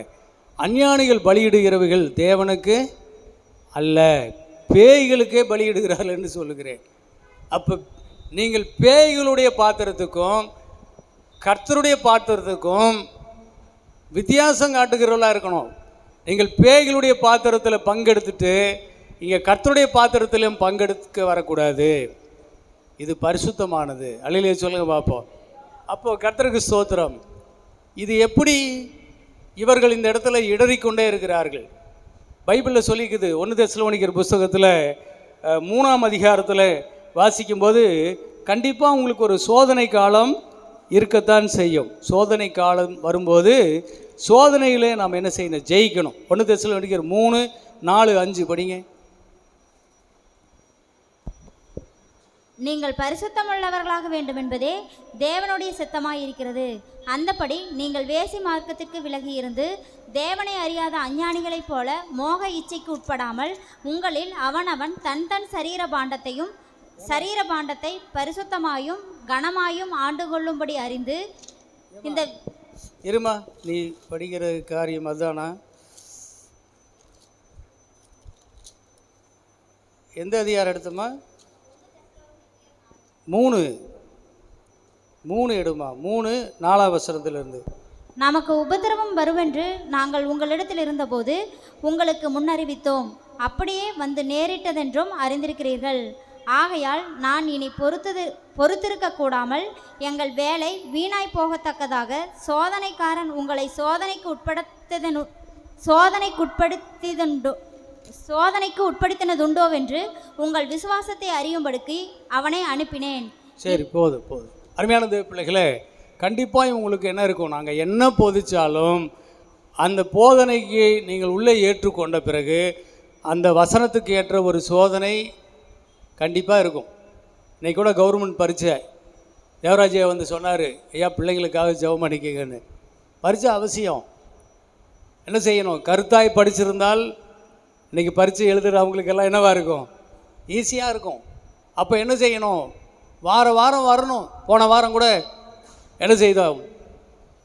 தேவனுடைய காரியத்தில் விக்கிரக ஆராதனை குறித்து கர்த்தர் திட்டமாய் சொன்ன காரியங்களை படித்தோம்ல, அதெல்லாம் படிச்சிருந்தா இன்றைக்கி இந்த செய்தி உங்களுக்கு ஈஸியாக தான் இருக்கும். அப்போது நீங்கள் ஸ்கூலுக்கு போகும்போது ஒரு வாரம் நீங்கள் மட்டம் கட்டடிச்சிட்டிங்கன்னா கூட அந்த பாடம் போயிடுச்சுன்னா உங்களுக்கு பெரிய லாஸ். அப்படி தானே இருக்கும். அது மாதிரி தான், அதை விட பெரிய லாஸ். கர்த்தருடைய வார்த்தையை நீங்கள் மிஸ் பண்ணிட்டீங்கன்னா மீண்டும் அது உங்களுக்கு கிடைக்காது. ஆனால் நீங்கள் சோதனை கண்டிப்பாக எல்லாருக்கும் வரும். டெஸ்ட்டு, அந்த டெஸ்ட்டு வரும்போது நீங்கள் தோற்று போயிடுவீங்க. அதனால தான் என்ன செய்யுங்க? கர்த்தருக்கு ஸ்தோத்திரம். சோதனை காலத்தில் தப்பும்படிக்கு நீங்கள் என்ன செய்யணும்? சோதனைக்காரன் வந்து உங்களை சோதிக்கும் போது நீங்கள் வீழ்ந்து விடாதபடிக்கு நீங்கள் இந்த வசனத்தில் நீங்கள் ஆழமாய் நீங்கள் கட்டப்பட வேண்டும். உங்கள் மண் ஆழமாக இருக்கணும். உங்கள் மண்ணுக்கு இடையில இருக்கிற பாறை இருக்குல்ல, அது உங்களுடைய இருதய கடினம். நீங்கள் ஏற்றுக்கொள்ளும் போதே, கர்த்தருடைய வசனத்தை ஏற்றுக்கொள்ளும் போது எப்படி சந்தோஷமாக ஏற்றுக்கொண்டீர்களோ அதை முடிவு வரைந்தமும் காத்துக்கொள்ள அளவுக்கு உங்கள் மனசு கரெக்டாக இருக்குதான்னு பார்த்துக்கணும். அல்லேலூயா சொல்லுங்க பார்ப்போம். அப்போ அதுக்கு கரெக்டாக என்ன பிடிச்சி வச்சுருக்கணும்? நான் என் தேவன் யார் என்பதை குறித்து நான் சரியான அறிவு பெற்றிருக்கணும். தேவன் விக்கிரக ஆராதனை குறித்து அவர் எந்த விதமான காரியங்களில் அவர் உறுதியாக இருக்கிறார். தேவன் சொல்லியிருக்கிறார், நானே தேவன், என்னையன்றி உனக்கு வேறே தேவன் இல்லவே இல்லை. அதனால் மேலே வானத்தில் கீழே பூமியின் கீழ் தண்ணீரில் எனக்கு ஒப்பாக யாதொரு சொரூபத்தை, ஒரு விக்கிரகத்தை, ஒரு ரூபத்தை உனக்கு உண்டாக்கி கொள்ள வேண்டாம். அவர்களை நமஸ்கரவும் சேவிக்கவும் வேண்டாம். அப்படி நீ செய்வாயானால் 3ஆம் 4ஆம் தலைமுறை விட்டும் உன் தேவனாய் கர்த்தர் நான் உன்னை விசாரிக்கிறவராய் இருக்கிறேன், தண்டிக்கிறவராய் இருக்கிறேன். அது என்னது என்னோட மட்டும் போகிறதில்ல, என்னுடைய பிள்ளைகளுக்கு போகுது, என்னுடைய பிள்ளைகளின் பிள்ளைகளுக்கு போகுது. 3 தலைமுறை பிள்ளைகள் இதை அனுபவிப்பார்கள் என்று சொன்னால் நான் பயப்பட வேண்டாமா? நான் அதை அஞ்சி நிற்க வேண்டாமா? என் தேவனுக்கு பயப்படுவதை காட்டிலும் வேற வேலை என்ன இருக்குது? மனுஷருக்கு பயப்படுகிற பயம் கண்ணியை வருவிக்கும். என் தேவனுக்கு பயப்படுகிற பயம்தான் எனக்கு ஜீவனை கொடுக்கும். அல்லேலூயா சொல்லுவோமா? அப்போ சோதனைகள் வருது.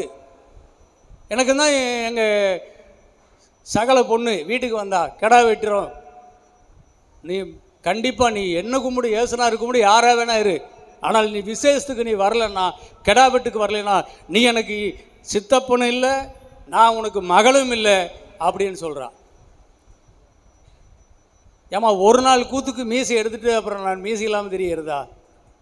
ஒரு நாளைக்கு வந்து நான் அதை பண்ணிடுவேன், அதுக்கப்புறம் என் ஏசாமி கிட்ட நான் எப்படிமா போய் நிற்பேன்? நான் அந்த ஊழியத்தை செய்கிறவன் என்ன எனக்கே இப்படிப்பட்ட சோதனை கொடுக்குறிய, பிள்ளையா இல்லை பிள்ளை இல்லாமல் இருக்க போறியா, தீர்மானம் பண்ணு அப்படிங்கிற என்னை. அன்னைக்கு நான் தீர்மானம் பண்ணினேன், எனக்கு பிள்ளையே இல்லாட்டி பரவாயில்ல, கர்த்தரை விட மாட்டேன். அல்லேலூயா சொல்லுவோமா? கர்த்தரை விட மாட்டேன்னு நின்னேன். இன்னைக்கு வரைக்கும் அந்த பிள்ளை என் வீட்டுக்கு வரமாட்டேங்குது. அது அதில் ஸ்ட்ராங்காக இருக்குது. ஆனால் நான் என்னுடைய இதில் ஸ்ட்ராங்காக இருக்கிறேன். அல்லேலூயா சோத்திரம். சோதனைகள் வரும். சோதனை வரும்போது அதில் என்ன செய்யணும்? ஜெயிக்கிறவனாக இருக்கணும் என்றால் வேத வசனம் வேறு ஆழமாய் போயிருக்கணும்.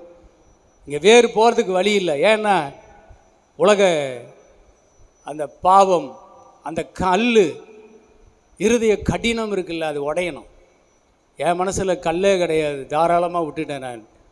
போ, உறவை விட என் தேவன் பெரியவர். அல்லேலூயா. உறவை விட தேவன் எனக்கு பெரியவர். இந்த உலகத்தை விட என் தேவன் பெரியவர். இந்த உலகத்தில் இருக்கிற எதை காட்டிலே என் ஆண்டவர் பெரியவர் என்று சொன்னால் அந்த இருதயத்தில் இருக்கிற கல் உடைஞ்சிருது. பாறை உடைக்கப்பட வேண்டும். கல்லான இருதயம் உனக்கு சதையான இருதயமாய் மாற வேண்டும். வேதம் சொல்லுகிறது, என் தேவன் எல்லா தேவர்களிலும் மகாதேவன். மகாதேவன். 1 யோவான் 5:20 சொல்லுது, என் தேவன் இயேசு கிறிஸ்து அவர் மெய்யான தேவனும் நித்திய ஜீவனுமாயிருக்கிறார். மெய்யான தேவன். அப்போ உண்மை எதுவோ அங்கே தான் நான் நிற்பேன். பொய்க்கு நான் போக மாட்டேன். பொய் என்னை கூப்பிடுது, ஆனால் உண்மைக்கு நான் நிற்க வேண்டும். அல்லேலூயா சொல்லுவோமா? நான் பகுத்தறிஞ்சிட்டேன். நான் தெளிவில்லாதவனாக இல்லை. இப்போ தெளிவில்லாதவர்கள் தான் என்ன செய்கிறாங்க? இங்கே ஒரு கால், ஆற்றுல ஒரு கால், சேத்துல ஒரு கால் வைக்கிறது. அப்புறம் 2க்கு நடுவில் போக வேண்டியதுதான். ஆற்றுல படகுல போகிறவங்க ஒரு படகுல பயணம் பண்ணணும். 2 படகுலையும் கால் வைப்பேன்னா அந்த படகு அங்களுக்கும் இந்த படகு இங்கேயும், அப்புறம் நடுவில் தான் நீ விழுவேன். சோதனை காலத்தில் விழுந்து போகாதபடிக்கு நீங்கள் வசனத்தில் உறுதியாக இருங்கள். உங்கள் இருதயத்தை உடைச்சி உடைச்சி, ஆண்டவரே என்னுடைய கல்லான இருதயம், நான் எதுக்காகவும் என் இருதயத்தை கல்லாக்கக்கூடாது. இந்த வசனம் வேறு ஆழமாய் போவதற்கு என் இருதயமாகிய இந்த இருதயத்தில் இருக்கிற கல்லுகள் உடையட்டும். உலகத்தில் எந்த தடைகள் இருந்தாலும் என் சுய விருப்பங்கள், சுய இச்சைகள், சுய காரியங்கள் எல்லாவற்றையும் நான் உடைக்கிறேன். சுயமென்னில் சாம்பலாய் மாறட்டும். சுத்த ஆவி என்னை நிரப்பட்டும். அதுதான் ஜெபம், அதுதான் பிரசங்கம். அதிகாலை ஜெபமெல்லாம் அதுதான் சொல்லுது. இருதயத்தை உடைச்சி தூளாக்கி அப்படியே நீர்க்கால்கள் மாதிரி ராஜாவின் இருதயம் தண்ணி அப்படியே தண்ணி போகிற மாதிரி உடைச்சி விடுது. பாவத்தை எல்லாம் உடைக்குது. பற்றுதல் கர்த்தர் மேல் மாத்திரம் இருக்கும்படி நம்மை பற்றுதலாக்கி கொள்ளணும். அப்போ என்ன செய்யும்? விதை 100 மடங்கு பலன் தரும். அல்லேலூயா சொல்லுங்க பார்ப்போம். ஆமாம். அப்போ அங்கே வாசித்தோம், அந்த விதை எங்கே போகக்கூடாது? வழியருகே விதைச்சிடக்கூடாது. நிலத்தை பார்க்கணும். நில ஓனர் நான் தான், நீ தான் ஓனர். உன்னுடைய நிலத்தில் கரெக்டான இடத்துல ஓப்பன் பண்ணி வை. வழியருகான இடத்துல அது விழுந்துடக்கூடாது. இன்னொன்று பாறையான இடத்துல அது விழுந்துடக்கூடாது. இன்னொன்று முற்கள் இருக்கிற இடத்துல விழுந்துடக்கூடாது. முள்ளுள்ள இடத்துல விழுந்துடக்கூடாது. அதை குறித்து என்ன சொல்கிறாரு? இந்த பிரபஞ்சத்தின் கவலை. அப்புறம் இன்னொன்று அடுத்து சொல்கிறாரு, ஐஸ்வர்யத்தின் மயக்கம், ஐஸ்வர்யம். அடுத்தது இன்னொன்று என்ன சொல்கிறாரு? படிச்சிருமா? முள்ளுள்ள இடங்களில் விதைக்கப்பட்டவர்கள் வசனத்தை கேட்கிறவர்களாய் இருக்கிறார்கள். கேட்டவுடனே போய் பிரபஞ்சத்திற்குரிய கவலைகளினாலும் ஐஸ்வர்யத்தினாலும் சிற்றின்பங்களினாலும் நெருக்கப்பட்டு பலன் கொடாதிருக்கிறார்கள். Praise the Lord. அல்லேலூயா சொல்லிருங்க பார்ப்போம். அப்போ 3 விஷயம் இங்கே சொல்லப்பட்டிருக்கிறது. முட்கள் உள்ள இடம், முள்ளுள்ள இடத்துல விதிச்சிடாதீங்க அப்படிங்கிறாரு.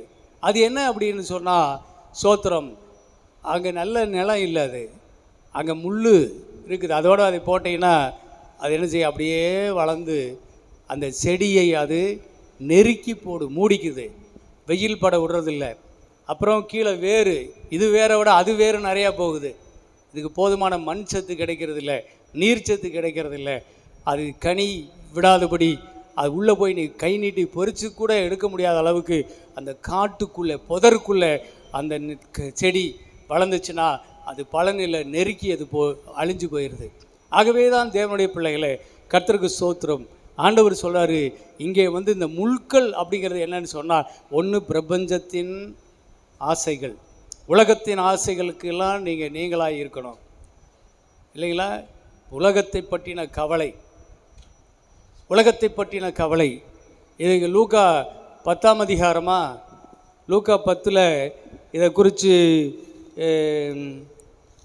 யார் சொல்கிறா? மார்த்தாள் இயேசுக்கிட்ட சொல்கிறா, ஆண்டவரே, இந்த மரியாள் உங்கள் பாதத்தில் உட்காந்துட்டு இருக்கிறாளே, இதை பற்றி உங்களுக்கு கவலை இல்லையா? எனக்கு பலவிதமான வேலைகள் இருக்குது, அதையெல்லாம் செய்கிறதுக்கு நீங்கள் அவளை அனுப்பி விடுறது இல்லையா அப்படின்னு சொல்லி மார்த்தாளை அவள் கேட்குறான். அப்போது இயேசு என்ன சொல்கிறாரு? மார்த்தாளே, மார்த்தாளே, நீ பற்பல வேலைகளை செய்வதை குறித்து கவலைப்பட்டு கலங்குகிறாய். 10ஆம் அதிகாரத்தில் 40லேருந்து 42 வரைக்கும் நான் சொல்லிடுறேன். நீ பற்பல வேலைகளை செய்வதை குறித்து கவலைப்பட்டு கலங்குகிறாய், ஆனால் தேவையானது ஒன்றே, மரியாள் தன்னை விட்டு எடுபடாத நல்ல பங்கை தெரிந்து கொண்டாள். அப்போ பற்பல வேலைகளை குறித்த கவலைகள், அதில் இருந்தாலும் என்ன செய்யணும்? விலகணும். டிவி பார்க்கணும், சீரியல் பார்க்கணும், 8 மணிக்கு ஜம வச்சுட்டு இந்த பாஸ் வேற தொல்லை பண்ணுறாரு. அப்போ என்ன செய்கிறது? நான் இங்கே கடையை திறந்து வச்சுட்டு உட்காந்துருக்கிறேன், கூகுளில் ஜபத்துக்கு பிள்ளைங்க வருவாங்கன்னு. அவங்க எல்லாம் டிவி ஆன் பண்ணி பிரபஞ்சத்தின் கவலை. நேற்று பார்த்தோமே அந்த சீரியல், அந்த கதாநாயகனுக்கு என்ன ஆச்சோ தெரியலையே, இந்த கதாநாயகிக்கு என்ன ஆச்சோ தெரியலையே அப்படின்னுங்கிற கவலையில் அங்கே போய் உட்காந்துக்கிட்டு இருக்கிறது. பற்பல வேலைகளை குறித்த கவலை. அவள் என்ன பண்ணுறா, சித்தப்பம்புள்ள என்ன பண்ணுறா, மாம்புள்ள என்ன பண்ணுறா, பக்கத்து வீட்டில் அவளுக்கு நேற்று அவள் கதை இப்படி இருந்துச்சு, இதே என்ன ஆச்சு. அருமையான தேவப்பிள்ளை, இதெல்லாம் ஆஃப் பண்ணணும். உலகத்தினுடைய சிந்தைகளை ஆஃப் பண்ணி முழுக்க முழுக்க கர்த்தருடைய சிந்தையில் இருக்கிறதற்காக ஒப்பு கொடுக்கிறாள் இங்கே மார்த்தாள், மரியாள் பூர்ணமாய் இயேசுவின் சிந்தைக்கு ஒப்பு கொடுக்கிறாள். ஆனால் மார்த்தாளோ தேவ சிந்தைக்கு வரமாட்டேங்கிறா. அவள் அப்படியே அங்கே கிச்சனில் அங்கே பற்பல வேலைகளை குறித்து கவலைப்பட்டு கலங்கிக்கிட்டே இருக்கிறா. ஆனால் அது வேண்டாம் மார்த்தாளே என்று இயேசு சொல்லுகிறார். அல்லையிலே சொல்லுங்க பார்ப்போம். அவள் ஒழுங்காக தேவனுடைய பிள்ளைகளை சோத்துறது. உலகம் முன்ன மாதிரி இல்லை, இப்போ ரொம்ப பிஸி ஆக்கி விட்டுருச்சு. இந்த செல்ஃபோனெல்லாம் எந்நேரம் பார்த்தாலும் இப்போ ஓட்டிக்கிட்டே இருக்கிறது, ராத்திரியும் பகலும். எந்நேரம் பார்த்தாலும் எதையாவது ஒன்று கேட்டுக்கிட்டே இருக்கிறது, போனை பண்ணி ஆட்டி ஏதோ ஒன்று பேசிக்கிட்டே இருக்கிறது. மூளைக்கு ரொம்ப பிஸி பண்ணிக்கிட்டோம். எல்லாத்தையும் நிறுத்தணும். தேவ பிள்ளைகளை நிறுத்திட்டு என்ன செய்யணும்? கர்த்தருடைய வேதத்தில் கவனம் செலுத்தினால் உலக பிரபஞ்சத்தின் கிரியைகள் முழுவதும் ஆஃப் பண்ணுச்சு. உலக சிந்தைகள் ஆஃப் ஆயிடுச்சுன்னா முக்காவாசி வெற்றி வந்துடும். அல்லையிலே சொல்லுங்க பார்ப்போம். ஆமாம். அடுத்தது சொல்கிறார் ஐஸ்வர்ய மயக்கம். ஐஸ்வர்ய மயக்கம். நாகமான் வந்தான், ரசிக்கப்பட்டுட்டான், குஷ்டவங்க சரியாயிருச்சு. அவங்ககிட்ட ஒரு காசு வாங்காமல் இவர் அனுப்பி விட்டார். அந்த கேயாசி போயா பொழப்பத்தவனை, உங்களோட இருந்தால் நீயும் பொழைக்க மாட்டேங்கிற, பொழைக்கிறதுக்கு விட மாட்டேங்கிற. அவன் சிரியா தேசத்துலேருந்து எவ்வளோ பெரிய செல்வத்தை கொண்டாந்துருக்கிறான், நீ சும்மா அனுப்புறிய அப்படின்ட்டு இவனுக்கு தெரியாமல் பின்னாடியே ஓடி அவங்ககிட்ட இருந்து மூட்டை மூட்டையாக வாங்கிட்டு வந்துட்டான். வாங்கிட்டு வந்து வீட்டில் வச்சுட்டு என்ன செய்கிறான்? உள்ள தீர்க்கதரிசிக்கிட்ட போகிறான். தீர்க்கதரிசி ஆனவர் என்ன செய்கிறாரு? அடப்பாவி, உனக்கு இந்த செல்வங்களை வாங்கிறதுக்கு இதுதான் காலமா? இதுதான் காலமா? இது நற்செய்தி அறிவிக்கிற நேரம். ஒரு பாவி, ஒரு அந்நிய தேசத்துலேருந்து ஒரு பாவியான ஒரு மனுஷன் நம்ம நாட்டில் நம்முடைய தேவன் யார் என்பதை அறிஞ்சுக்கிட்டு அவன் போயிட்டுருக்கிறான். அவனுக்கு இது விலையேற பெற்றது தேவன். அல்லேலூயா. சுகம் விலையேற பெற்றது. ஒரு குஷ்டரோகி சுகமானான் என்று உலகத்தில் எங்கே இருக்கிறான் சொல்லு? இங்கே கர்த்தரிடத்தில் வந்தான் அவன் சுகமாகி போகிறான்.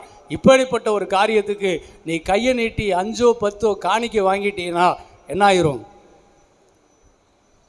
நாம தான் அவர் செஞ்ச ஊழியத்துக்கு நான் தான் காசு கொடுத்துட்டு வந்துட்டேனே, இது என்ன கடையா? தேவனுடைய கிருபையை, தேவனுடைய வரத்தை நீ பணத்தினாலே பெறலாம் என்று நினைத்தாயே, நீயும் உன் பணமும் நாசமாய் போ அப்படின்னு சொன்னார் ஒரு வசனத்தில். தேவனுடைய கிருபையும் வரத்தையும், தேவனுடைய வல்லமையும், தேவனுடைய அன்பையும், தேவனுடைய பாதுகாப்பு பராமரிப்பையும் எந்த பணத்தினாலும் வாங்க முடியாது. பணம் அதற்காக கொடுக்கப்படுவதில்லை. காணிக்கை கொடுப்பது அது ஒரு விதை. நீ விதைக்கிறாய், நீ பலன் எடுக்கிறாய். அல்லேலூயா சொல்லுமா? ஆமென். இதெல்லாம் குணங்களுக்காக விதைக்கிறோம். இந்த காணிக்கை கொடுப்பது இந்த பூமியில் நீ வாழ்கிறதற்கு, செல்வங்களை எடுப்பதற்காக விதைக்கிறாய். அதிலே உன் மனம் தூய்மையாக இருக்கணும். கல்யாணம் பண்ணி கொடுத்தாருல, ஒரு காணிக்கை கொடுத்தா சரியாக போச்சு. சாவு அடக்கம் பண்ணார்ல, ஒரு காணிக்கை கொடுத்தா சரியாக போச்சு. அதுக்கப்புறம் எந்த சர்ச்சுக்கு வேணால் நம்ம போகலாம். இந்த பாஸ்டுக்கு நமக்கு துண்டு கனெக்ஷன் இல்லை, அதுக்கு உனக்கு அற்புதம் நடக்குது, அதுக்கு அவங்க பாஸ்டர் உன் பின்னாடி தெரிஞ்சாரு, உனக்கு பரிதாபப்பட்டாரு, உன் வாழ்க்கை நலமாக இருக்கும் என்று ஆசைப்பட்டது, உனக்காக கண்ணீர் வடித்து, உனக்காக ஜெபம் பண்ணி சமயம் வரும்போது உனக்காக நன்மை செய்தாரு, அதெல்லாம் உன்னுடைய பணத்துக்காகவா? நீ கொடுத்தா காணிக்கை சரியா போச்சா? இப்போ வேற சர்ச்சுக்கு போயிடலாமா? நீ நன்றி கெட்ட டேஸ் போட்டுக்கலாம். அதெல்லாம் ஒன்றுமே பண்ண முடியாது. நான் அதுக்கெல்லாம் நான் செய்யலை. என் தேவனுடைய தூய்மையான அன்பின் நிமித்தம் அதை செய்தேன். அல்லேலூயா சொல்லுங்க பார்ப்போம். அந்த அன்புக்கு நீ பாத்திரவனாக இருந்தால் நன்றியுள்ள பிள்ளையாக இரு. ஆண்டவர் இந்த சர்ச்சில் என்னை கொண்டு வந்து என்னை வாழ வைத்து கொண்டிருக்கிறார். இங்கே தான் எனக்கு அன்பு கிடைக்குது, இங்கே தான் என் வாழ்க்கைக்கான பரிகாரம் கிடைக்குது, பராமரிப்பு கிடைக்கிறது. இதற்கு நான் இந்த சபையில் நான் உறுதியாக நிலைத்திருப்பேன் என்று சொன்னால் அந்த அர்ப்பணத்துக்கு 100க்கு 100 பலன் உனக்கு கிடைக்கும். ஆமாம். அதனால தான் சிலர் கொடுக்குற காணிக்கையை நான் வாங்கிறதில்ல, வேண்டான்னு திருப்பி அனுப்பிச்சிடுறது. ஏன்னா அதில் தூய்மை இல்லை. ஆனால் அந்த கேஆசி மாதிரி போய் காசை வாங்கிட்டு வந்து உட்கார்ந்தவன் என்ன செஞ்சான்? பணத்தை மட்டும் இல்லை, அடுத்து ஊழியக்காரர் சொல்லிட்டாரு, அவனை பிடிச்ச கரகம் உன்னை பிடிக்கட்டுன்ட்டார். அவனுக்கு போயிடுச்சுல்ல குஷ்ரோகம், அது உனக்கு வரட்டுன்ட்டார். உனக்கு மட்டும் இல்லை, அது உனக்கு உன் சந்ததிக்கும் வரட்டுன்ட்டார். எவ்வளோ பெரிய சாபம்! ஐஸ்வர்யம் அதை இச்சிக்க கூடாது பிள்ளைகளை. கர்த்தருடைய வேத வசனம் வளருவதற்கு ஐஸ்வர்ய மயக்கம் ஒரு தடையாக இருந்தால் அந்த ஐஸ்வர்யம் எனக்கு வேண்டாம். ஐஸ்வர்யமே வேண்டாமா? அப்படி இல்லை. என் தேவனால் வராதது யாவும் பாவம். அல்லேலூயா சொல்லுங்க பார்ப்போம். என் தேவனுடைய வசனத்தில் நான் விதைத்த விதையில் என் கர்த்தருடைய வசனத்தின் மூலமாக எனக்கு வந்து எனக்கு கனிகளாக பணம் கொட்டுது பாருங்க, அதுதான் என்னது. அல்லேலூயா சொல்லுங்க. நான் செஞ்ச ஊழியத்துக்குரிய பலன் என்னை தேடி வருது. பஸ்ரையா பணம் அனுப்பிச்சிட்டேன் பாருங்க அப்படிங்கிறாங்க, சந்தோஷமாக இருக்குது. அல்லேலூயா சொல்லுவோம். ஆமாம். பஸ்ரையா கவரில் காணிக்கை கொடுத்துருக்கேன் ஐயா, பார்த்துக்குங்க, ஜெபம் பண்ணிக்கிங்க. நன்றி அம்மா, ஜெபம் பண்ணிக்கிறேன். கனி கொடுக்கிறார்கள், என் பிள்ளைகள் கனி கொடுக்கிறார்கள் என்றே ஒரு லிஸ்ட்டு வச்சுருக்கிறேன். அதை வச்சு தோத்திரம் பண்ணி மன்றாடி கர்த்தருக்கு நன்றி சொல்லிட்டு இருக்கிறேன். நன்றி. அல்லேலூயா. என்னை நன்றி சொல்ல வைக்கிறார்கள் ஒரு சில பிள்ளைகள். சில பிள்ளைகள் காணிக்கை கொடுத்து என்னை வேதனைப்படுத்த பார்க்குறாங்க. அதுக்கெல்லாம் நான் வரமாட்டேன் நான். அதனால தான் அந்த தேவ ஊழியன் பெரிய தீர்க்கதரிசி நீ கொண்டு வந்த அத்தனை எடுத்துகிட்டு அப்படியே ஓடி போயிருந்தார். சுகத்தை மாத்திரம் எடுத்துகிட்டு போ. உங்கள்கிட்ட எதிர்பார்ப்பது என் தேவனுக்காக நீ நன்றியுள்ள இதயத்தோடு வாழ வேண்டும். அல்லேலூயா சொல்லுங்க பார்ப்போம். ஆமாம். பிரபஞ்சத்தின் ஆசை வரக்கூடாது. தேமா இந்த பிரபஞ்சத்தின் ஆசைப்பட்டு போய் தேவனை விட்டு விலகி ஊழியத்தை விட்டு போயிட்டான்னு பவுல் வேதனைப்படுறார் ஒரு இடத்துல. ஆனால் இங்கே ஒருத்தன் செல்வத்துக்கு பொருளாசிக்கு போய் தேவனிடத்தில் தேவனுடைய பெரிய ஊழியக்காரங்கிட்ட இருந்துட்டு சாபத்தை வாங்கிட்டு உட்கார்ந்துருக்கிறான். பண ஆசை எல்லா தீமைக்கும் வேறு. ஐஸ்வர்ய மயக்கம் நமக்கு வேண்டாம். அடுத்து என்ன சொல்கிறாரு? பலவிதமான இச்சைகள். அதுக்கு என்ன யார் எடுக்கலாம்? தாவீது எடுக்கலாம். தாவீதுக்கு என்னையா இல்லை சொல்லுங்க பார்ப்போம். அவன் யுத்தத்தில் ஜனங்களை அனுப்பிச்சிட்டு உப்பிரில் மேலே ஏறி யாரை பார்த்துக்கிட்டு இருக்கிறான்? பச்சைப்பாலை பார்த்துட்டு அவளை மேலே இச்சிச்சு சிற்றின்பம்.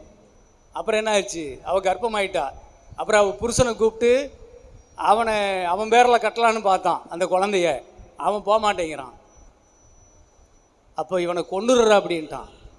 ஒரு சிற்றின்பம், அப்புறம் ஒரு கொலை, பாதகன் பண்ணிட்டான், பாதகத்தை பண்ணிட்டான். அதனுடைய விளைவு என்ன தெரியுமா? நாத்தான் வேலையை கொண்டு கர்த்தர் சொல்லுகிறாரு, உனக்கு இஸ்ரவேலில் இன்னும் ஸ்திரீகள் வேணும்னா நான் உனக்கு தந்திருப்பேனே, நீ எதுக்கு தகாத ஒன்றை போய் தேர்ந்தெடுத்தாய்? நீ எதுக்கு இன்னொருவனுடைய மனைவியை எடுத்த? பிரமாணத்துக்கு அப்பாற்பட்டிருக்கிற ஒரு காரியத்தில் நீ தலையீடு செய்தபடியினால், அதனால் இந்த பாவத்தை செய்தபடியினால் சொல்றாரு, இது முதல் பட்டயம் உன் வீட்டை விட்டு பிரியாது இருக்கும். போச்சா? அதிலிருந்து தாங்க தாவீதுனுடைய குடும்பத்தில் சமாதானம் கெட்டு போச்சு. தாவீதுக்கு சமாதானமே இல்லை. ஆனால் அவனை மன்னிச்சாரு. என்னத்துக்கு? தூளித்த கிழவனாக இருந்து செத்து போனான், அது ஒரு ஆசீர்வாதம். ஆனால் சமாதானமே இல்லை. தாவீது தன் பாவத்தின் பிழையினாலே சமாதானம் இழந்துதான் ஜீவித்து மரித்து போனான். அவன் வீட்டை விட்டு பட்டயம் நீங்கலை. யுத்தம் எங்கே பார்த்தாலும், பிள்ளைங்களுக்குள்ள கலவரங்கள் நடந்துக்கிட்டே இருக்குது. சிங்காசனத்தையே தூக்குது இல்லைங்களா? அதுக்கப்புறம் படித்து பாருங்கள், ஒரே கலவரம் தான். தேவனுடைய பிள்ளைகளே, தேவனுடைய வசனமானது ஆழமாக இறங்கி அது கிரியை செய்ய வேண்டுமானால் இந்த பிரபஞ்சத்துக்குரிய ஆசைகள், கவலைகளை விட்டு விலகுங்கள், ஐஸ்வர்ய மயக்கங்களை விட்டு விலகுங்கள், அடுத்தது சிற்றின்பத்தை விட்டு விலகுங்கள். அதோட இன்னும் கூட சேர்த்து சொல்கிறாரு, இது போன்ற பலவிதமான இச்சைகளை விட்டு விலகுங்கள். அது கூட இருக்குல்லம்மா, இது போன்ற பலவிதமான இச்சைகளை விட்டு நீங்கள் விலகுங்கள் அப்படின்னு சொல்கிறாரு. அப்போது தேவனுடைய வசனமானது நம்முடைய உள்ளத்தில் இறங்கி அது பலன் கொடுக்க வேண்டுமானால், 100 மடங்கு பலன் கொடுக்க வேண்டுமானால், இந்த வாழ்க்கையை ரொம்ப பிஸியாக்கி வச்சுக்காதீங்க. இன்னைக்கு உலகம் கெட்டு போச்சு. எல்லாத்தையும் ஆஃப் பண்ண தெரிஞ்சுக்குங்க, எல்லாவற்றையும் விட்டு விட தெரிஞ்சுக்குங்க. இந்த சிந்தையில் பலவிதமான ஓட்டத்தை ஓடிக்கிட்டே இருக்குது. ஒரு நாளைக்கு 60,000 எண்ணம் ஓடுதாமா. கையில் இருக்கிற செல்போனில் வருதுல, கண்ட குப்பை வந்துட்டு இருக்குல்ல, அது மாதிரி இந்த மூளையில் வந்துக்கிட்டே இருக்குது. உன் சிந்தையை பாழாக்குகிற எல்லாவற்றையும் விட்டு விலகுங்கள். அதனால தான் அந்த காலத்தில் எங்கே போனாங்க? ஜெபம் பண்ணுறதுக்கு போனாங்க. தனிமையான இடங்களில், காடுகள், தோட்டங்களை தேடி போனாங்க. இயேசுவும் எப்படி ஜெபிக்க சொல்கிறாரு? உன் அறைக்கதவை பூட்டு, அந்தரங்கத்தில் இருக்கிற உன் பிதாவை நோக்கி வா. எல்லாத்தையும் பூட்டு, எல்லாத்தையும் வெளியில் தள்ளி பூட்டு, பூட்டு. தனிமையாக இரு, கர்த்தரோடு இரு, கர்த்தர் உன்னோடு இருப்பார். அல்லேலூயா, ஆமென். அதுதான் இங்கே விஷயம். சாது சுந்தர் சிங் ஐயாவை அமெரிக்காவுக்கு பிரசங்கத்துக்கு கூப்பிட்டாங்கன்னு போயிட்டார். 1 மாதம் பிளான், 1 மாதம் 6 மாதம் பிளான் அவருக்கு அங்கே திட்டம் போட்டு. ஆனால் இவர் அந்த வீதியில் நடந்து போனார். அமெரிக்காவில் இறங்கி போகும்போது அவர் அமெரிக்காவினுடைய நாகரிகமும், அங்கே இருக்கிற செல்வமும், அங்கே இருக்கிற மக்களுடைய பிஸியான ஓட்டத்தையும் அவர் பார்த்தபோது, இங்கே தேவனுடைய வசனம் கிரியை செய்யாது, இந்த மக்களுடைய எண்ண ஓட்டங்கள் கர்த்தரிடத்தில் அடங்காது, ஆகவே இங்கே நாம் செய்கிற ஊழியம் பலிக்காது என்று அவர் தெரிந்து கொண்டு, உடனே அவர் எனக்கு ரிட்டர்ன் டிக்கெட் போட்டு என்னை முதல்ல அனுப்பிய முதல்லன்ட்டார். அமெரிக்காவில் ஊழியமே செய்யலை. அவர் திரும்ப அப்படியே இந்தியாவுக்கே வந்துட்டார். அப்போது ஒரு சரியான ஆவிக்குரிய விதியை கண்டுபிடித்து வைத்திருந்தார் சாது சுந்தர் சிங், இந்தியாவின் அப்போஸ்தலர். அவருக்கு தெரியும், என்ன ஓட்டங்கள் அனைத்தையும் ஆஃப் பண்ணிட்டு ஒரு முகமாய் தேவனை, அந்த திருமுகத்தை தேடி பார்க்கிற, தேடி நிற்கிற இருதயம்தான் நல்ல பலனை கொண்டு வரும். ஆகவே இந்த நாட்டில் இது செல்லாதுன்ட்டார். இந்த நாகரிக வளர்ச்சியெல்லாம் ஒரு நாள் இந்த நாட்டிலிருந்து இயேசுவை புறம்பாக்கிவிடும் என்று அவர் சொல்லிட்டு வந்தார். அதே மாதிரி தான் அங்கேருந்து தான் இங்கெல்லாம் சுவிசேஷம் வந்துச்சு. இப்போ இங்கிருந்து அங்கே போக வேண்டிய அளவுக்கு இருக்குது. இப்போ இங்கேயும் நாட்டு குப்பையாக போச்சு. நாகரிகம் என்கின்ற பேரில் மக்கள் பிஸியாகி இன்றைக்கி தேவனை நினைக்க முடியாத அளவுக்கு மக்கள் மாறிட்டு இருக்கிறாங்க. இதனால் என்ன ஆச்சு? இன்றைக்கி சபைகளில் மக்கள் தங்கள் இருதயத்தை கர்த்தரிடத்தில் கொடுக்கறல. யாராவது ஒரு ஊழியக்காரங்கிட்ட கொடுத்துட்டு அந்த பாஸ்டர் ஓடலாமா, இந்த ஜெப கூட்டத்துக்கு ஓடலாமா, அங்கே ஒரு ஜெபிக்கிறாங்களா தீர்க்க தரிசனம் அங்கே ஓடலாமா, அப்புறம் வீட்டுக்கு வந்தால் மறுபடியும் நாம் பழையபடி செல்ஃபோன் எடுத்துகிட்டு ஓட்டுறது.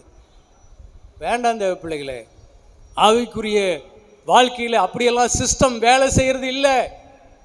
சரியாய் புரிந்து கொண்ட தேவ பிள்ளையர்கள் கரெக்டாக இருதயத்தையும் தேவனுடைய வசனத்தையும், அந்த வசனம் 100க்கு 100 பலன் கொடுப்பதை பற்றி கவனமாக இருக்கிறார்கள். இதில் ஒரே விஷயம் என்ன தெரியுமா? நல்ல நிலத்துக்கு அடுத்த வசனம் நல்ல நிலத்தை மட்டும் படித்து முடிச்சிருமா? நல்ல நிலத்தில் விதைக்கப்பட்டவர்கள் வசனத்தை கேட்டு அதை உண்மையும் நன்மையுமான இருதயத்திலே காத்து பொறுமையுடனே பலன் கொடுக்கிறவர்களாய் இருக்கிறார்கள். தங்களுடைய உணர்வுள்ள இருதயத்துக்குள்ள நல்ல நிலத்துக்குள்ள அதை வாங்கி அவங்க என்ன செய்கிறாங்க? அந்த எண்ணத்துக்குள்ள வசனத்தை வச்சு அவர்கள் உண்மையான அது என்னமா அதில் முக்கியமான வசனம் என்னது? உண்மையும் நன்மையுமான இருதயத்திலே காத்து பொறுமையுடனே பலன் கொடுக்கிறவர்களாய் இருக்கிறார்கள். ஆமீன். இருதயத்திலே காத்து, அது முக்கியம். உன் இருதயத்தை எல்லா காவலோடும் என்ன செய்ய? காத்துக்கொள். அடுத்தது என்ன வார்த்தை வருது? பொறுமையோடு பலன் கொடுக்கிறார்கள். அல்லையில சொல்லுவோமா? கிறிஸ்தவ வாழ்க்கை என்பது அவசரம் அல்ல, ஆத்திரத்தில் வர்றதில்லை. ஒரு விவசாயிக்கு நல்லா தெரியுது, சும்மா இது வளர்ந்துருச்சா இல்லையான்னு பறிச்சு பார்க்குற மாட்டான். கண்டிப்பாக அது வரியா எனக்கு தெரியும், இத்தனை நாள் தான், இத்தனை நாளுக்குள்ள அது வந்துடும்.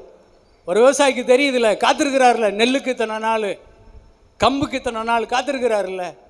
அதே மாதிரி தான் பொறுமையோடு காத்திரு, கண்டிப்பாய் பொறுமை பூரண பலனை கொடுத்தே தான் தீரும். உள்ளத்தில் போன வசனமாகிய விதை, அதுக்குள்ள இருக்கிற ஜீவன் உன் வாழ்க்கையில கண்டிப்பாய் 100க்கு 100 பலனை கொண்டு வரும். அது வரைக்கும் உனக்கு தேவை பொறுமை, பொறுமை, பொறுமை. விசுவாசி இன்னைக்கு அதுதான் இல்லை, நிறைய விசுவாசிகளுக்கு அதுதான் இல்லை, பொறுமை இல்லை. என்ன செய்யறது? அடிக்கடி மண்ணை தோண்டி பார்க்கறது, அப்புறம் பலவிதமான வார்த்தையில் விட்டுறது. போயா நீயும் ஊழியமும் வசனமும் ஜபமும் அப்படின்னு பழிச்சிடுறது. கவனமாக இருங்க, வாய்க்கு காவல் வைங்க. ஜீவனுள்ள வார்த்தை வளர்ந்துக்கிட்டு இருக்குது, சீக்கிரமாக உனக்கு பலன் தரும். அலையிலே சோத்திரமா சொல்லுங்க பார்ப்போம். ஆமாம், இதுதாங்க சோத்திரம். கர்த்தர் உங்களை ஆசீர்வதிப்பாராக. வரலாங்க, வாங்க ஜெபம் பண்ணி முடிச்சிடலாம். நான் பார்த்துட்டேன், கொஞ்சம் நேரம் தான் ஆயிடுச்சு, ஆனாலும் நான் உங்களை சீக்கிரமாக அனுப்பணும். சோத்திரம். ஒரே ஜெபம் பண்ணிடலாமா? அப்படியே கண்களை மூடுங்க பார்ப்போம். கண்களை மூடுங்க. அப்படியே ஒரு சின்ன ஜெபம். பரலோகத்தின் நல்ல பிதாவே, நன்றியோடு ஸ்தோத்திரிக்கிறப்பா, இந்த வேலையிலுமாய் நாங்கள் ஆவிக்குரிய ரீதியில் எங்களுடைய வாழ்க்கையில் நீர் எங்களுக்கு கொடுத்துருக்கிற ஆவி ஆத்மா சரீரம், அந்த சரீரத்துக்குள்ளே அந்த ஆவிக்குள்ளே நீர் கொடுத்துருக்கிற ஒரு மனம், இருதயம், அது எங்களுக்கு கொடுத்துருக்கிற விலையேற பெற்ற பொக்கிஷம் அப்பா.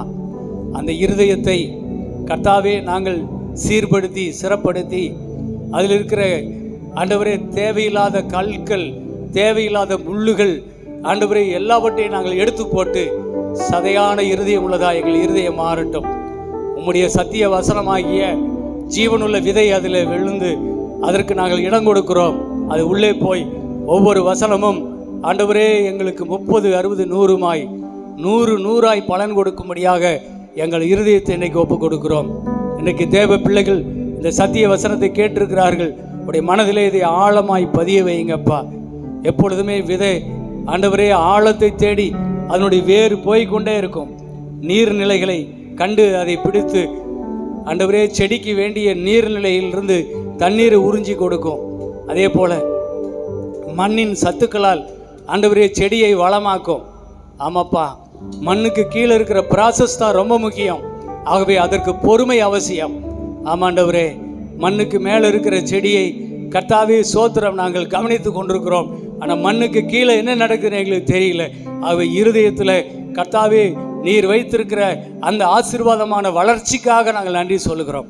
விதைக்கிறவனாலும் அல்ல, நீர் பாய்ச்சுகிறவனாலும் அல்ல, விளைய செய்கிற தேவனாலே எல்லாம் ஆகும் என்று எழுதியிருக்கிறது. ஆகவே எங்களுக்குள்ளே விதை விதைத்திருக்கிற உம்முடைய வேத வசனமாகிய விதை ஆண்டவரே உம்மாலே எங்களுடைய வாழ்க்கையை செழிப்பாக்கட்டும், என்னுடைய வாழ்க்கையை சுகமாக்கட்டும், என்னுடைய வாழ்க்கையை தைரியமுள்ளதாய் மாற்றட்டும், என்னுடைய வாழ்க்கையில் எல்லா பாதுகாப்பை கொண்டு வரட்டும். எங்கள் வாழ்க்கை இருக்கிற எல்லா விதமான ஆண்டவரே கஷ்டங்களை நீக்கி போடட்டும், தோல்விகளை மாற்றி போடட்டும். இயேசுவின் இரத்தத்தின் வல்லமை அப்பா இப்பொழுது நம்முடைய பிள்ளைகளை நிரப்பட்டும். இந்த சத்தியம் நம்முடைய பிள்ளைகளுடைய மனதிலே ஆழமாய் பதியட்டும் அப்பா, ஆழமாய் பதியட்டும். இது உண்மையுள்ள ஒரு சத்தியம். ரொம்ப நாளாக ஆசைப்பட்ட ஐயா உங்கள் பிள்ளைகளுக்கு இதை போதிக்க இன்னைக்கு போதிச்சுட்டு உங்கள் பிள்ளைகளுக்கு மனசில் இது ஆழமாய் தங்கட்டும் அப்பா. இந்த வசனம் இந்த சபையில் 100க்கு 100 பலன் கொடுக்க வேண்டும். கேட்டவர்கள் சத்தியத்தை கேட்டார்கள், நல்ல நிலத்தில் நல்ல இருதயத்தில் இதை பதித்து கொண்டார்கள். இதற்கேற்றபடி நீ நடந்து கொள்வார்கள் என்று நான் விசுவாசத்தோடு உம்மை ஸ்தோத்திரிக்கிறேன். தொடர்ந்து ஆசீர்வதிங்க. இயேசுவின் நாமத்தில் ஜெபிக்கிறோம் நல்ல பிதாவே. ஆமென், ஆமென். அல்லேலூயா, அல்லேலூயா, அல்லேலூயா. காணிக்கை கொடுக்குற நேரம் அருமையான தேவராஜ்யா முன்னாடி வாங்க ஒரு பாடல் பாடுவார். பிறகு திருவிருந்துக்கு ஆயத்தமாயிங்க. ஒரு 5-10 நிமிஷத்தில் திருவிருந்து கொடுத்துட்றேன். நீங்கள் ஆசீர்வாதமாய் செல்லலாம். காணிக்கை கவர் பின்னாடி இருக்குது. காணிக்கை தசம பாவங்களை எழுதி உடைய கவர்கள் உங்கள் பேரை எழுதி விளக்கமாக பேர் எழுதி நீங்கள் காணிக்கை பெட்டியில் செலுத்தும்படியாக கேட்டுக்கொள்கிறேன். இந்த மாதம்